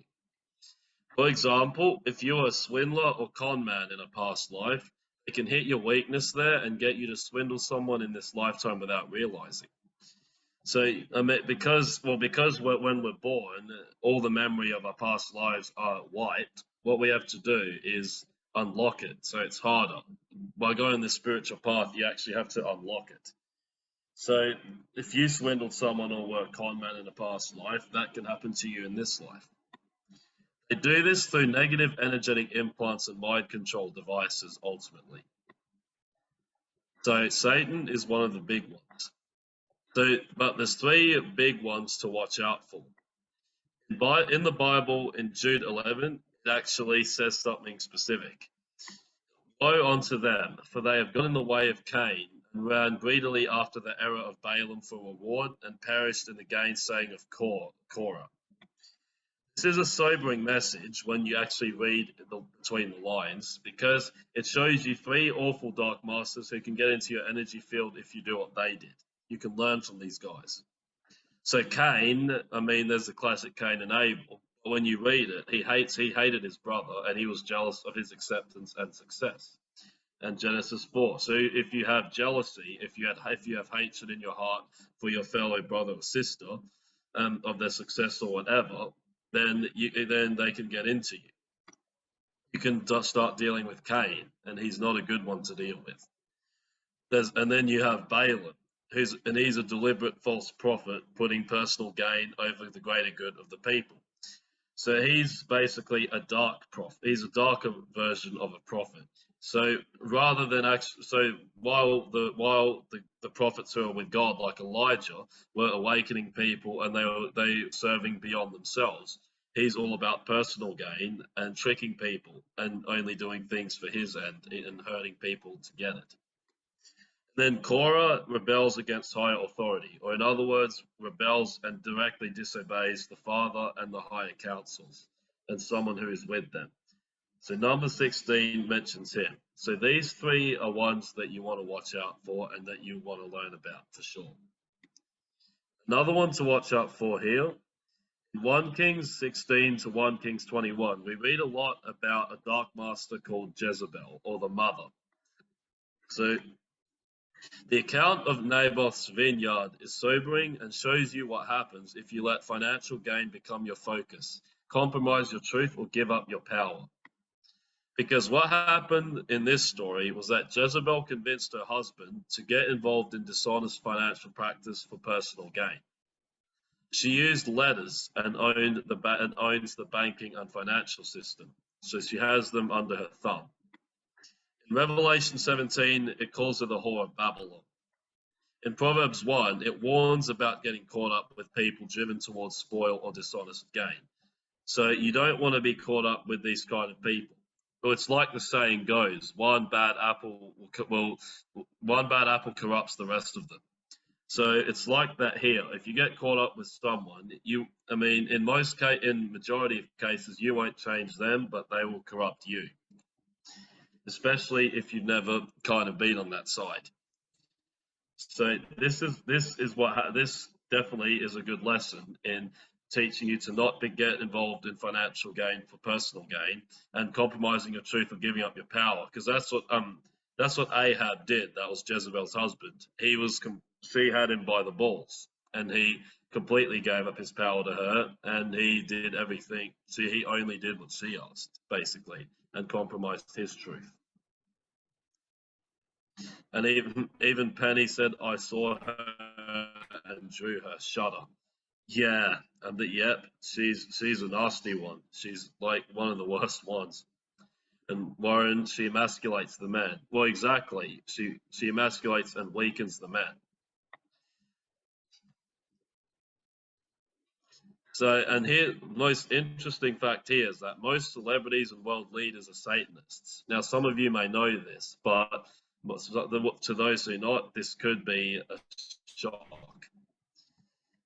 So the important thing to know here is that many celebrities and world leaders actually acknowledge and honor Satan as their God, and they see him as a light, helpful being, and they are actually very aware of these dark masters. And what they do is they mind control the public and beguile them through music, TV shows, movies, concerts, etc., and many admit that this is done. The way it works is this, because I mean, with my clearings and the clearings here, what we do is get you into deeper and more relaxed brain state before you do the clearing, so you receive it more powerfully. But unfortunately, while that's a great thing for the clearing, it also can be misused because anything has the potential to be misused, and this is no exception. So they get you into a deeper, more relaxed brain state through the music and the movies. And what then happens is while you watch them, negative programs and implants can shoot into your subconscious mind if you're not vigilant and you're not being mindful. So if you're just kind of laying there and you're just allowing it to happen, then yeah, these can really get you. For example, in The Wizard of Oz, the classic follow the yellow brick road phrase is actually a negative program. So that's actually a negative program. Hollywood is one of the biggest satanic places imaginable, and many celebrities have come out now and acknowledged that this goes on. Or in other words, Hollywood is literally Satan's playground. Some even claim that they do daily sacrifices and eat human flesh, drink human blood to put curses upon the land and keep control over the public, and engage in practices specifically to trap souls and have them and their finances locked up in a dark energy who refuse to go along with their programs. So anyone who refuses to go with their programs, they make them pay a price. Miko, yeah, vomit, yeah, it is vomit worthy.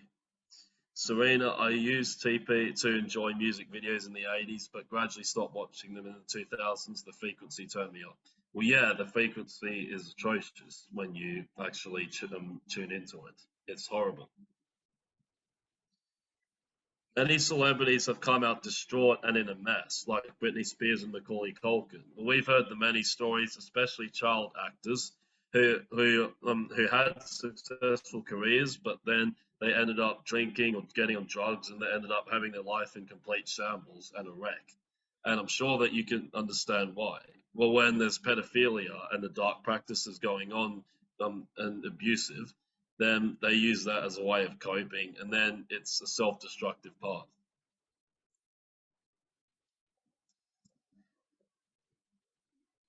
Celebrities and world leaders specifically go to the high places for sacrifices.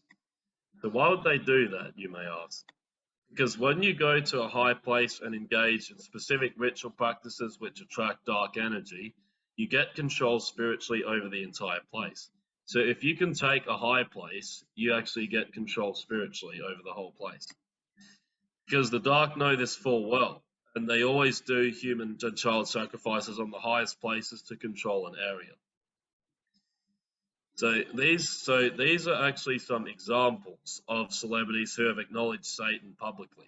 Beyonce, Madonna, Jay-Z, Miley Cyrus, Rihanna, Tina Turner, Brad Pitt, Lady Gaga, Kanye West, Adele, Katy Perry, Eminem, and there's many more.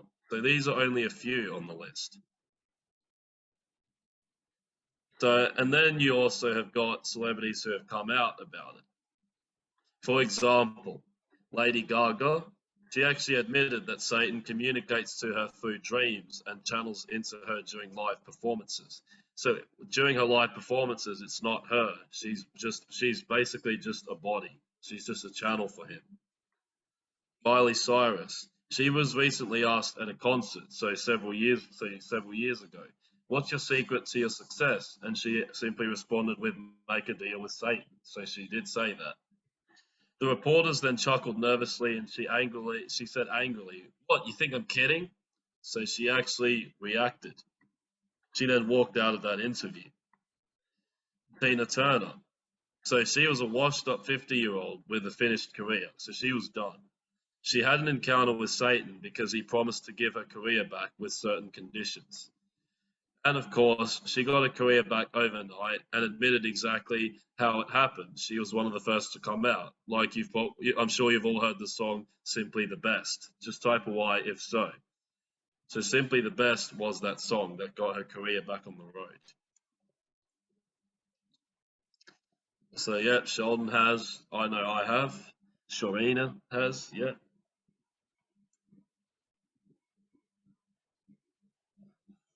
Sam. Yep. Smiko Y. Wow, didn't know that. Yeah, it is quite crazy. The more you learn. Ryan and Melanie. Yep. Yeah. So that was the one. So why you keep having financial struggles, bad health, etc. The Dark Masters and Druids specifically target certain areas of your life. The reason you keep having financial struggles, like bad health, bad relationships, or anything else, is due to the dark energy and implants placed by Dark Druids. And this is done to limit your growth and stop you from being able to step on your path. Ultimately, their aim is to keep you from stepping on your path by hindering your finances, health, relationships, spiritually, etc., through energetic implants and blockages. By doing this, it also keeps you trapped in the reincarnation cycle, never finding your path, let alone stepping on it, and never able to ascend back to source. The other issue is because we've lived so many lifetimes, Dark Druids and Masters can read our past lives very well. And they know why we're here, and ultimately they know our weaknesses. And as I mentioned earlier, these can only get inside you through invitation. So when you invite it in, because otherwise they can't touch you. For example, let's just say a man raped women and treated them appallingly in a past life. What the Dark Druids can then do is place an energetic block or implant in your body and attack your sexual area.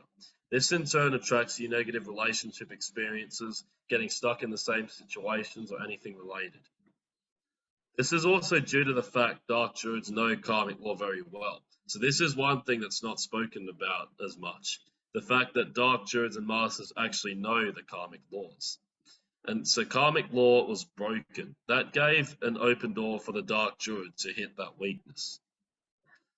Another example is you are a swindler in past lives, as Warren would know full well, as he mentioned earlier. Unless you're clearing out and making karma right, Dark Druids will keep attacking you and you will keep attracting the same negative experiences. So what you want to do is make sure that all areas in your life are sorted out. Because it doesn't matter how much money you have or what career you're in, how happy you are or whatnot. If you have even one area of your life that is not sorted out, then the dark can actually attack that area and it will affect the rest of the areas of your life. It comes back to the one bad apple corrupting the rest. If you have one area of your life not sorted out, it will corrupt the other areas of your life, whether we like it or not. So we're always seeing all these wealthy people such as celebrities, governments, businessmen, yeah? There's no question having abundance and wealth is a good thing because it actually gives you more choices and opportunities in life. And the Bible and the scriptures encourage this heavily, to be abundant and wealthy. But like anything, the way you choose to become abundant is critical. And like anything, it can be misused. Whether you choose a dark, dishonest path, or channeling dark masters, or doing it through connecting with light masters, or engaging in conscious business practices. So practices that are actually ethical and are honest, and are not about hurting people. So there are two ways that you can become very prosperous and wealthy. There's the way of the Satan, which is what many celebrities and governments have chosen, and the way of the Christ, which there are very few of in today's world. Unfortunately, many people have chosen the way of the Satan. But you don't even have to be a businessman or government or celebrity to have that. Even like the six-figure jobs or something, as an example, can be like that. So there's the way of the Satan here. When you choose this path, you engage in dark business practices, or in extreme cases, like many celebrities, actually channel and make a deal with Satan and you submit to him. And what happens is he makes you financially prosperous very quickly, and as long as you play by his rules, you'll stay that way. So in other words, it's actually easier, this path, because when you choose to submit to Satan, you'll become financially prosperous very quickly. And provided you play by his rules, like I mentioned, it stays that way. But by moving in this path, you are in the dark, and it's all about personal gain and profit over people. You also don't have to deal with any dark master attacks. Here's the big problem though, you pay a huge price in another way.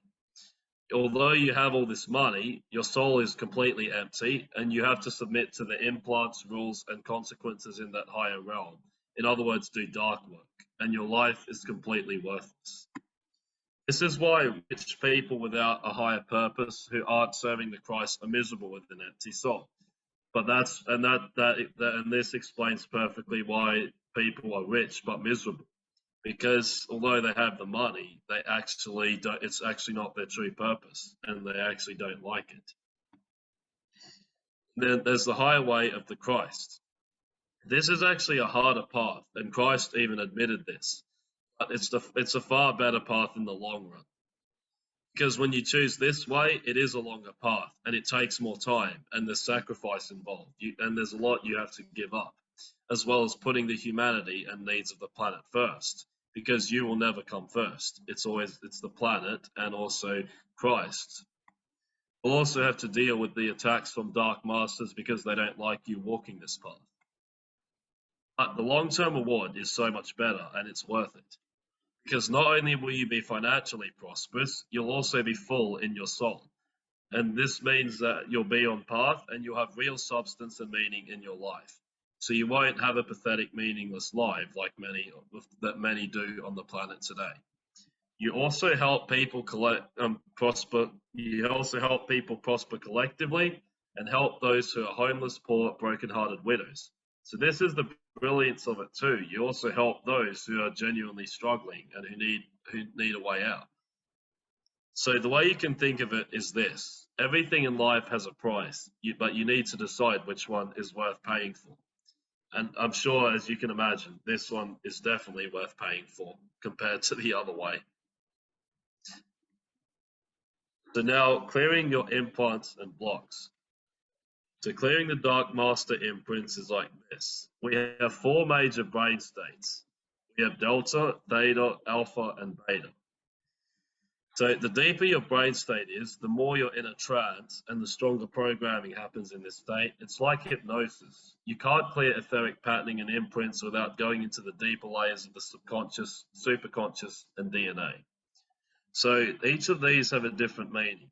So Delta is when you're completely asleep. That's when you're asleep floating around.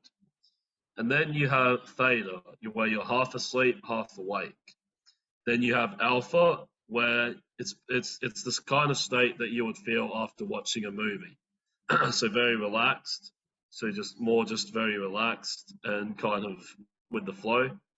And then Beta is complete monkey mind. So that's where it's going 1,000,000 miles per hour and is very good for day-to-day tasks and business runs. But ultimately, when you're doing clearings and spiritual work, the deeper your brain state is, the more powerful. Okay, so is there any questions before we get into the clearing?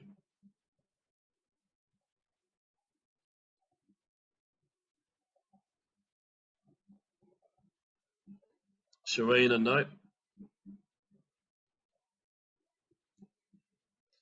Sheldon, no.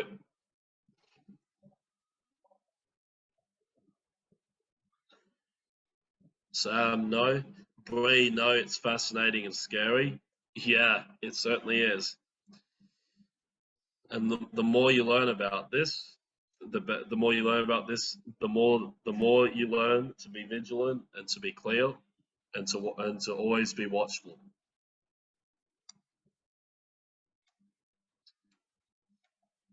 Okay, so no questions. All right.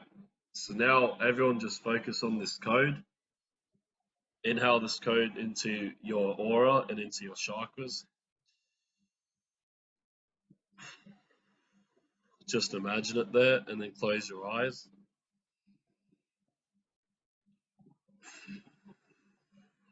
Allow yourself to get into a deeper brain state. Just take deep breaths.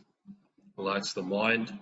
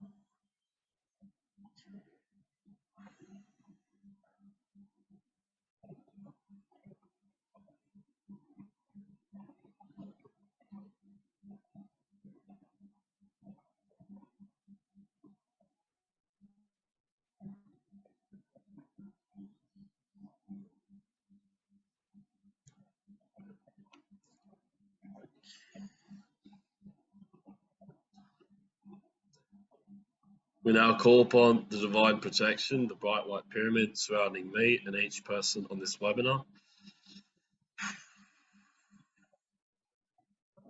We call upon the 5 archangels, Uriel, Gabriel, Raphael, Michael, and Metatron. We also call upon Christ and the Shekinah glory. Only those who align with the word of God and with the Christ consciousness. And we clear and repel any false spirit guides, negative interferences, or outside energies, anything related.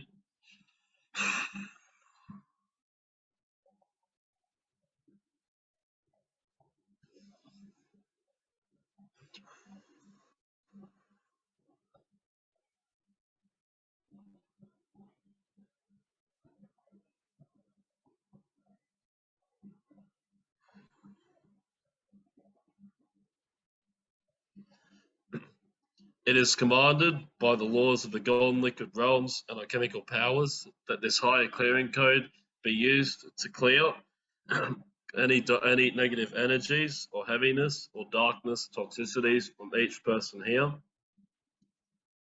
We also clear any curses, witchcraft, sorcery being done by the dark. We also close any portals or wormholes or rifts around it. We provide further to escort any discarnates to the astral planes justly earned. Now, contain any that resist and transport them to the astral planes justly earned. Now.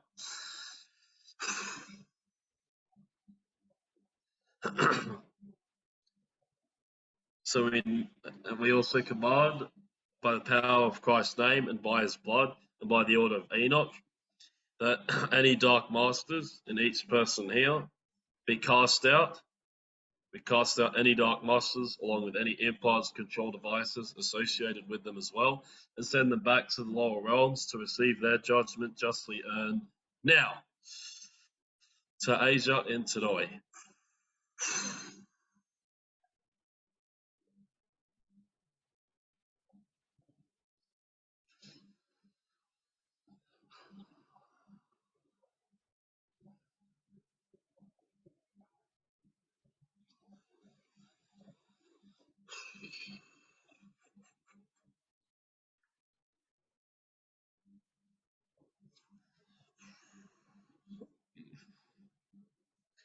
Also clear any energies or any darkness blockages that anyone has picked up from the masses or other people around them.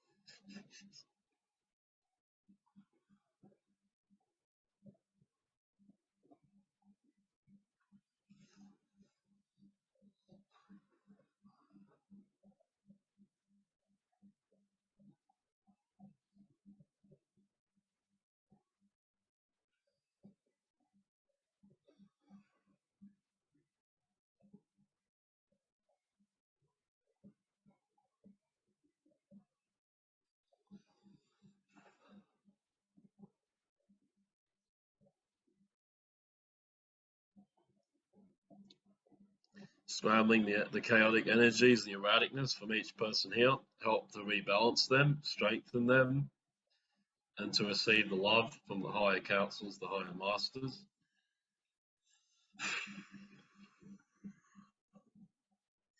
And clear the negative thoughts, voices, doubts from the mind. Clear the darkness there, any dark whirlpools. Bring in the bright white pyramid next to the black cube.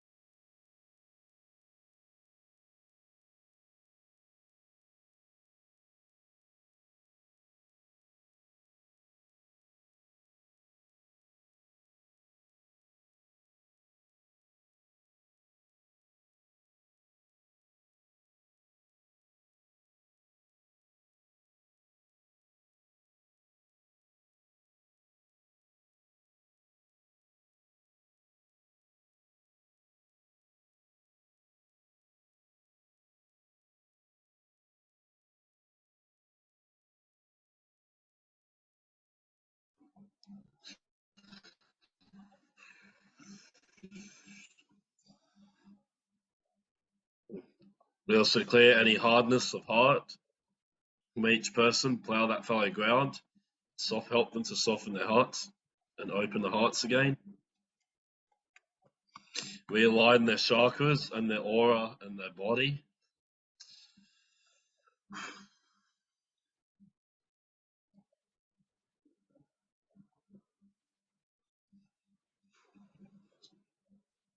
To clear any anger, any sadness, unforgiveness, bitterness, any guilt, any shame, unworthiness, or any other emotion related, any envy, jealousy. Bring it all up and clear it.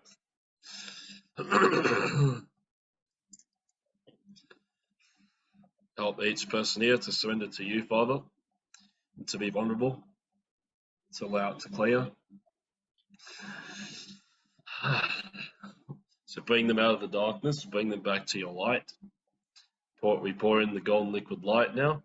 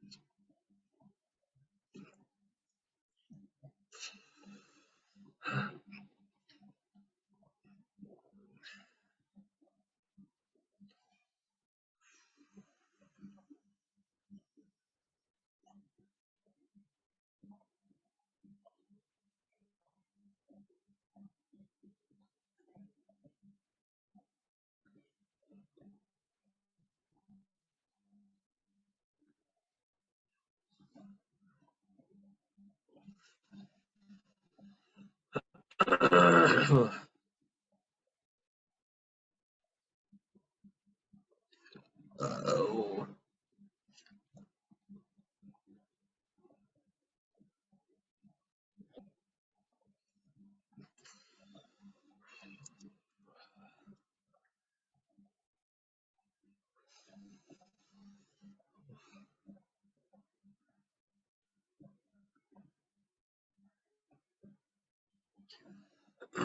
Help each person here to discover their purpose and know who they are, connecting them with who they are, clearing any occupants or heads, bringing back the golden soul fragments.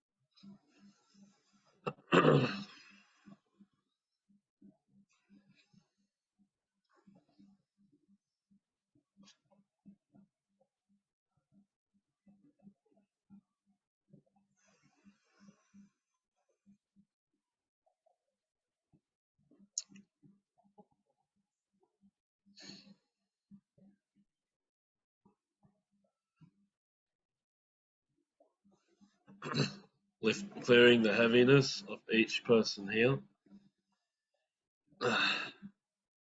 Being in the lightness.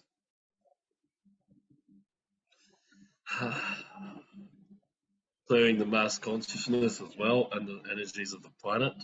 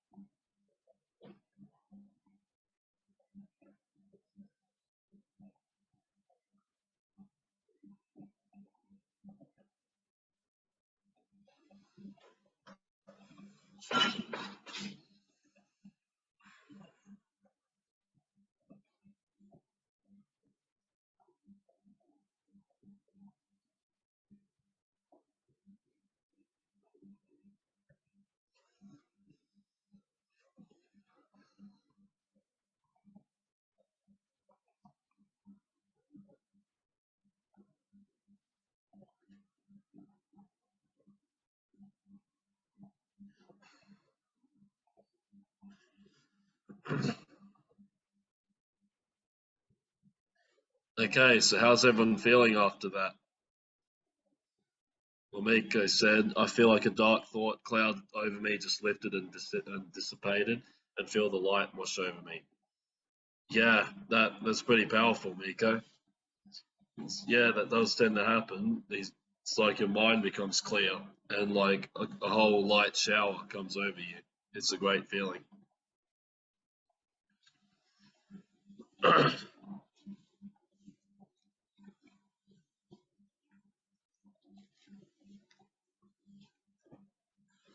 Bree, amazing, William. Thank you very much. Yeah, thanks, Bree. It was amazing that. Serena yawning quite a bit and lighter. And I did get interrupted by a parcel delivery at the beginning. Thanks, William. Sounds like an interference was happening there. Sheldon more alert. Yeah, definitely. Tasha really relaxed, like stuff left, and I can rest and regenerate. Yeah, that's definitely a good idea. Ryan and Melanie very peaceful and grounded. Yeah, that's what it's like. And D I didn't feel the heaviness. I didn't feel the heaviness I had until it lifted. Thanks, William. Yeah, thanks, D. Yeah, it does get like that when you kind of live that way for so long. It kind of just becomes normal, and then you certainly feel it once it lifts off. Warren, much lighter now. Yeah, I certainly feel that. Minu, feeling lighter. Thank you. Yeah, most definitely.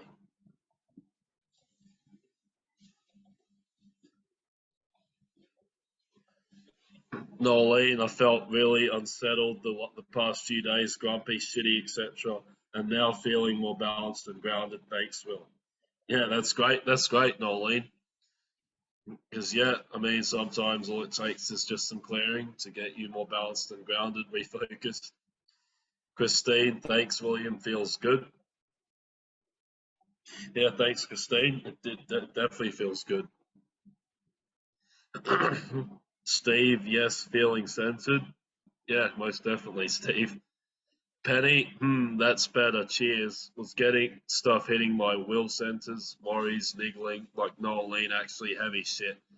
Yeah, there was a lot of heaviness on everyone here before it started, but now, like, a lot of it's left.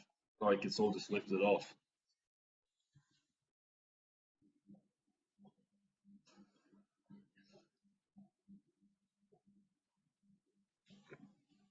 So now everyone just take a glass of water just to integrate that.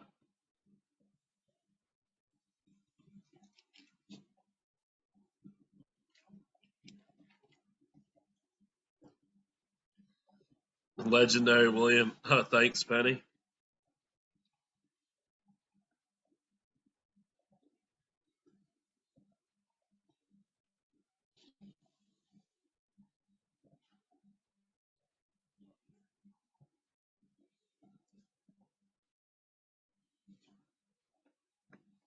Okay, any final questions before I end and hand back to Warren and Grace and all?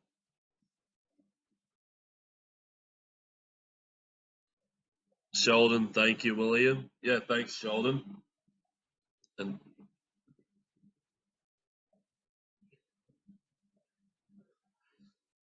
Ryan and Melanie, thanks so much, William. Yeah, thank you, guys.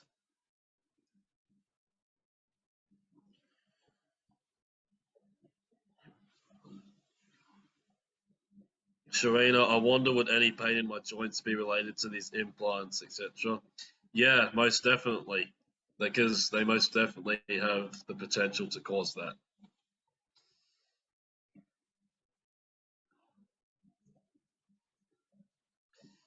Sharina, thanks, felt some ease. Yeah, that's great.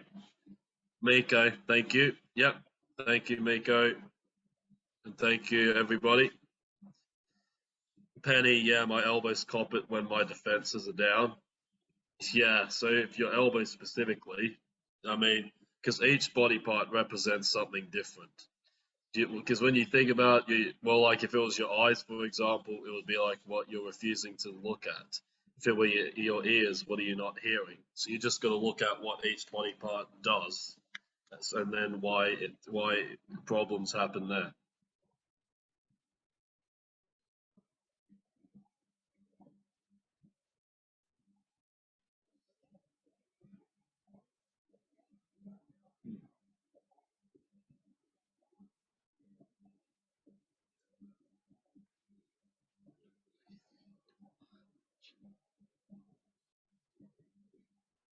Serena, from where could I seek such info?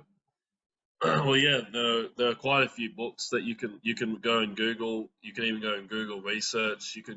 We actually even have a website where we have a blog of it, where we wrote about it, and you can just look on there.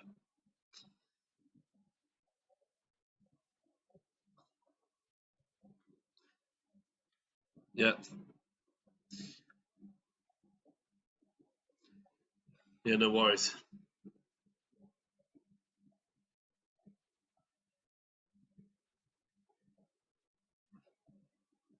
Okay, so no more questions. Well, on that note, well, thank you everybody. It was a great session today. I enjoyed it, and I trust that you did. And I'll see you all. I'll see you all in the next one. And I'll now hand back to Warren, Steve, Grace, the Three Musketeers. Back to you guys. Well, thank you, William.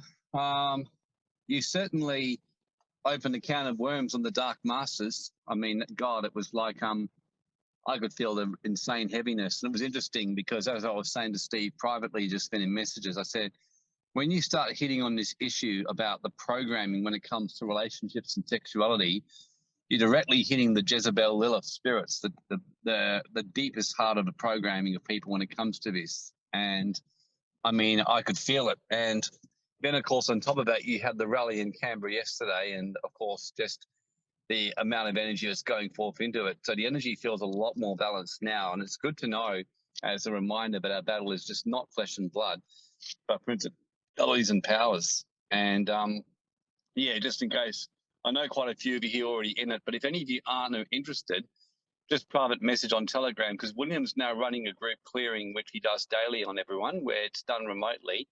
Then once a week on Monday, there's a live clearing for just $25 US a month, for $250 up front for 12 months. So yeah, just so everyone knows, I'm actually paying him more than that to do more private clearing on him. But yeah, it's a very good way to keep the energy pretty clean. So thanks for doing that, Will.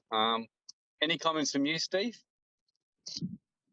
Thanks, Will. Yeah, I agree, Warren. It's one thing I always find fascinating with the celebrities and that it's always that question of why does one, not necessarily more talented than the next person, as in a celebrity, rise so quickly into such heights? And you explained it today. Like, how does a washed-up grandmother, Tina Turner, suddenly become a superstar at 50, right? So this shit is real.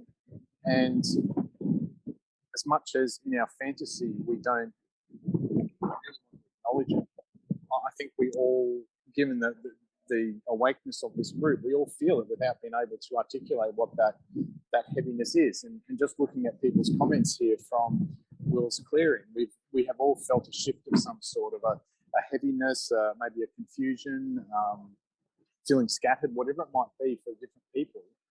We have all felt something shift. So, this shit is real, and it's only our fantasy that says it's not, and that we hope for the best.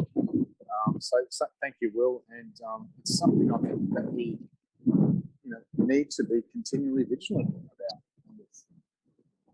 That's actually a really good point, Steve, about the fantasy, because, I must admit, when I learned all this, I first had my big experience back in the 80s with Dark Masters and Demons, and actually seeing people in the church I was involved getting delivered from them. And then I had my first real experience myself when I remember when I first started seeing Grace, and then I could see how they were tormenting her, and I'd do clearings on her, and I'd do music that would clear people. And then I had my first direct experience when I started having demons physically appearing in my, I see them in my rooms waking me up and manifesting in me.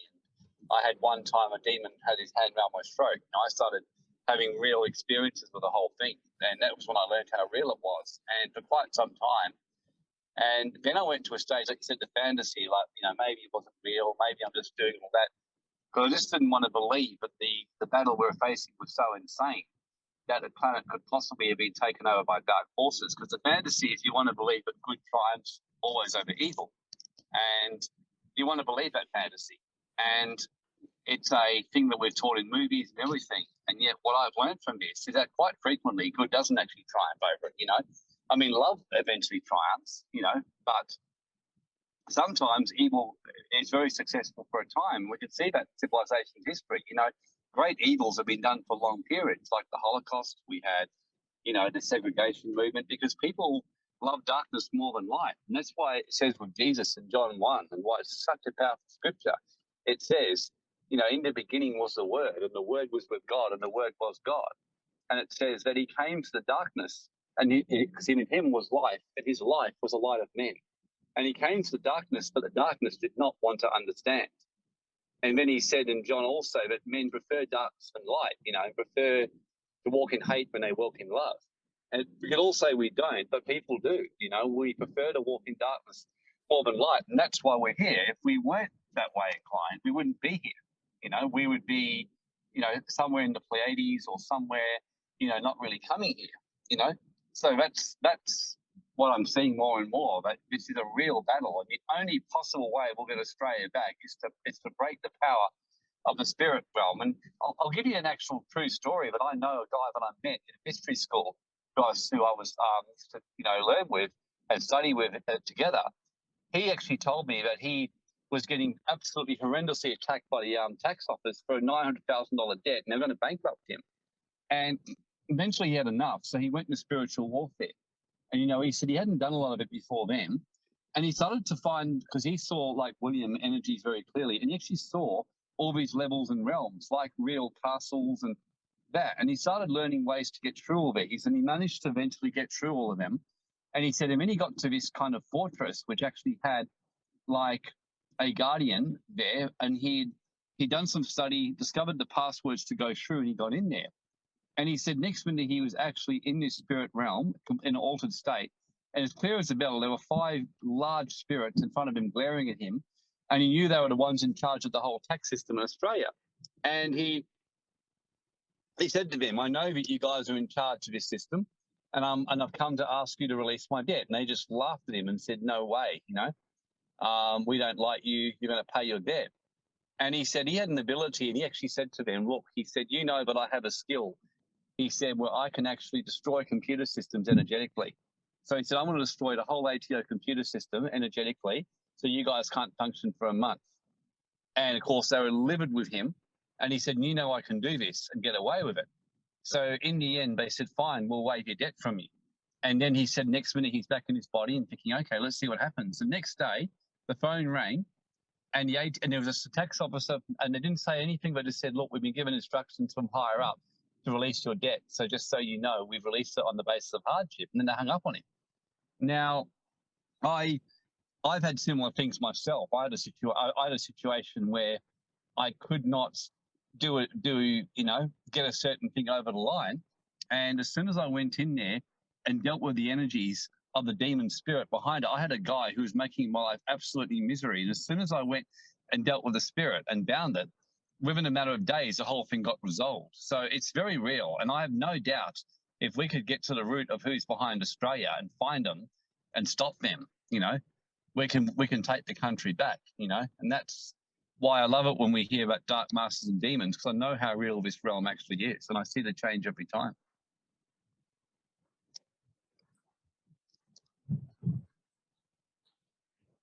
Yeah, well Anyway. said, Warren. Yeah, Warren, I'm feeling led to read Psalm 23 over everyone just before we finish. And I'd like to ask Christine to read. Yeah, I'd like to ask Christine to read Psalm 91 as well. So, you okay if we do that now, and then we'll finish after that? Sounds good. Yeah, do it, Steve. Okay. All right, just give me a second, just on my phone. So we'll do that.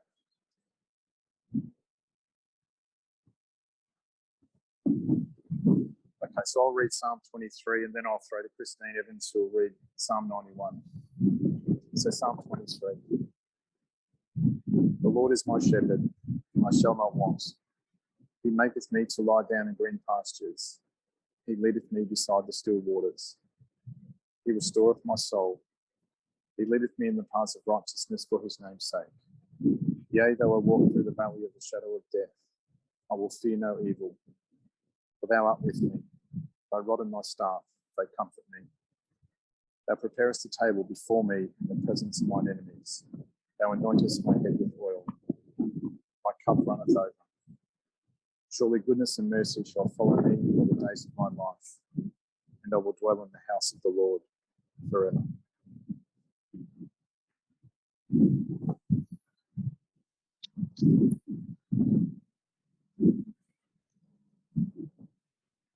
Amen. Christine, you're right to go with 91. Yes, I will. He that dwells in the secret place of the Most High shall abide under the shadow of the Almighty. I will serve the Lord. He is my refuge and my fortress. In him, my God, in him will I trust. Surely he shall deliver you from the snare of the fowler and from the noisome pestilence. He shall cover you with his feathers, and under his wings shall you trust. His truth shall be your shield and buckler. You shall not be afraid for the terror by night, nor for the arrow that flies by day, nor for the pestilence that walks in darkness, nor for the destruction that wastes at noonday. 1,000 shall fall at your side, and 10,000 at your right hand, but it shall not come near you. Only with your eyes shall you behold and see the reward of the wicked. Because you have made the Lord, which is my refuge, even the Most High, your habitation, there shall no evil befall you, neither shall any plague come near your dwelling. For he shall give his angels charge over you, to keep you in all your ways. They will bear you up in their hands, lest you dash your foot against a stone. You shall tread upon the lion and adder, and the young lion and dragon shall you trample under feet. Because he has set his love upon me, therefore I will deliver him. I will set him on high, because he has known my name. He shall call upon me, and I will answer him. I will be with him in trouble. I will deliver him and honor him. With long life I will satisfy him and show him my salvation. Amen. Thanks, Christine. All right, Warren, if there's no other comments or anything else from anyone, it might be No, an opportune no other time comments. to yeah. So I we think go it's in been peace. Yeah. I think my only final comment on that one is, sometime next month, William's going to be doing a mind control implants and clearings protocol, so Yeah. we'll let you know about that when we do it. And thanks for coming, everyone, and look forward to seeing you all next week. Thanks, everyone. See you next week. Last comment too on the intercession stuff and the energy PowerPoints. I'm getting ready to get that underway over the next. I'm going to start recording some videos, and then once I've done them, I'll let everyone know. Then we can get you to watch them and then start the process of getting the rostered work happening. So, thanks a lot, everyone.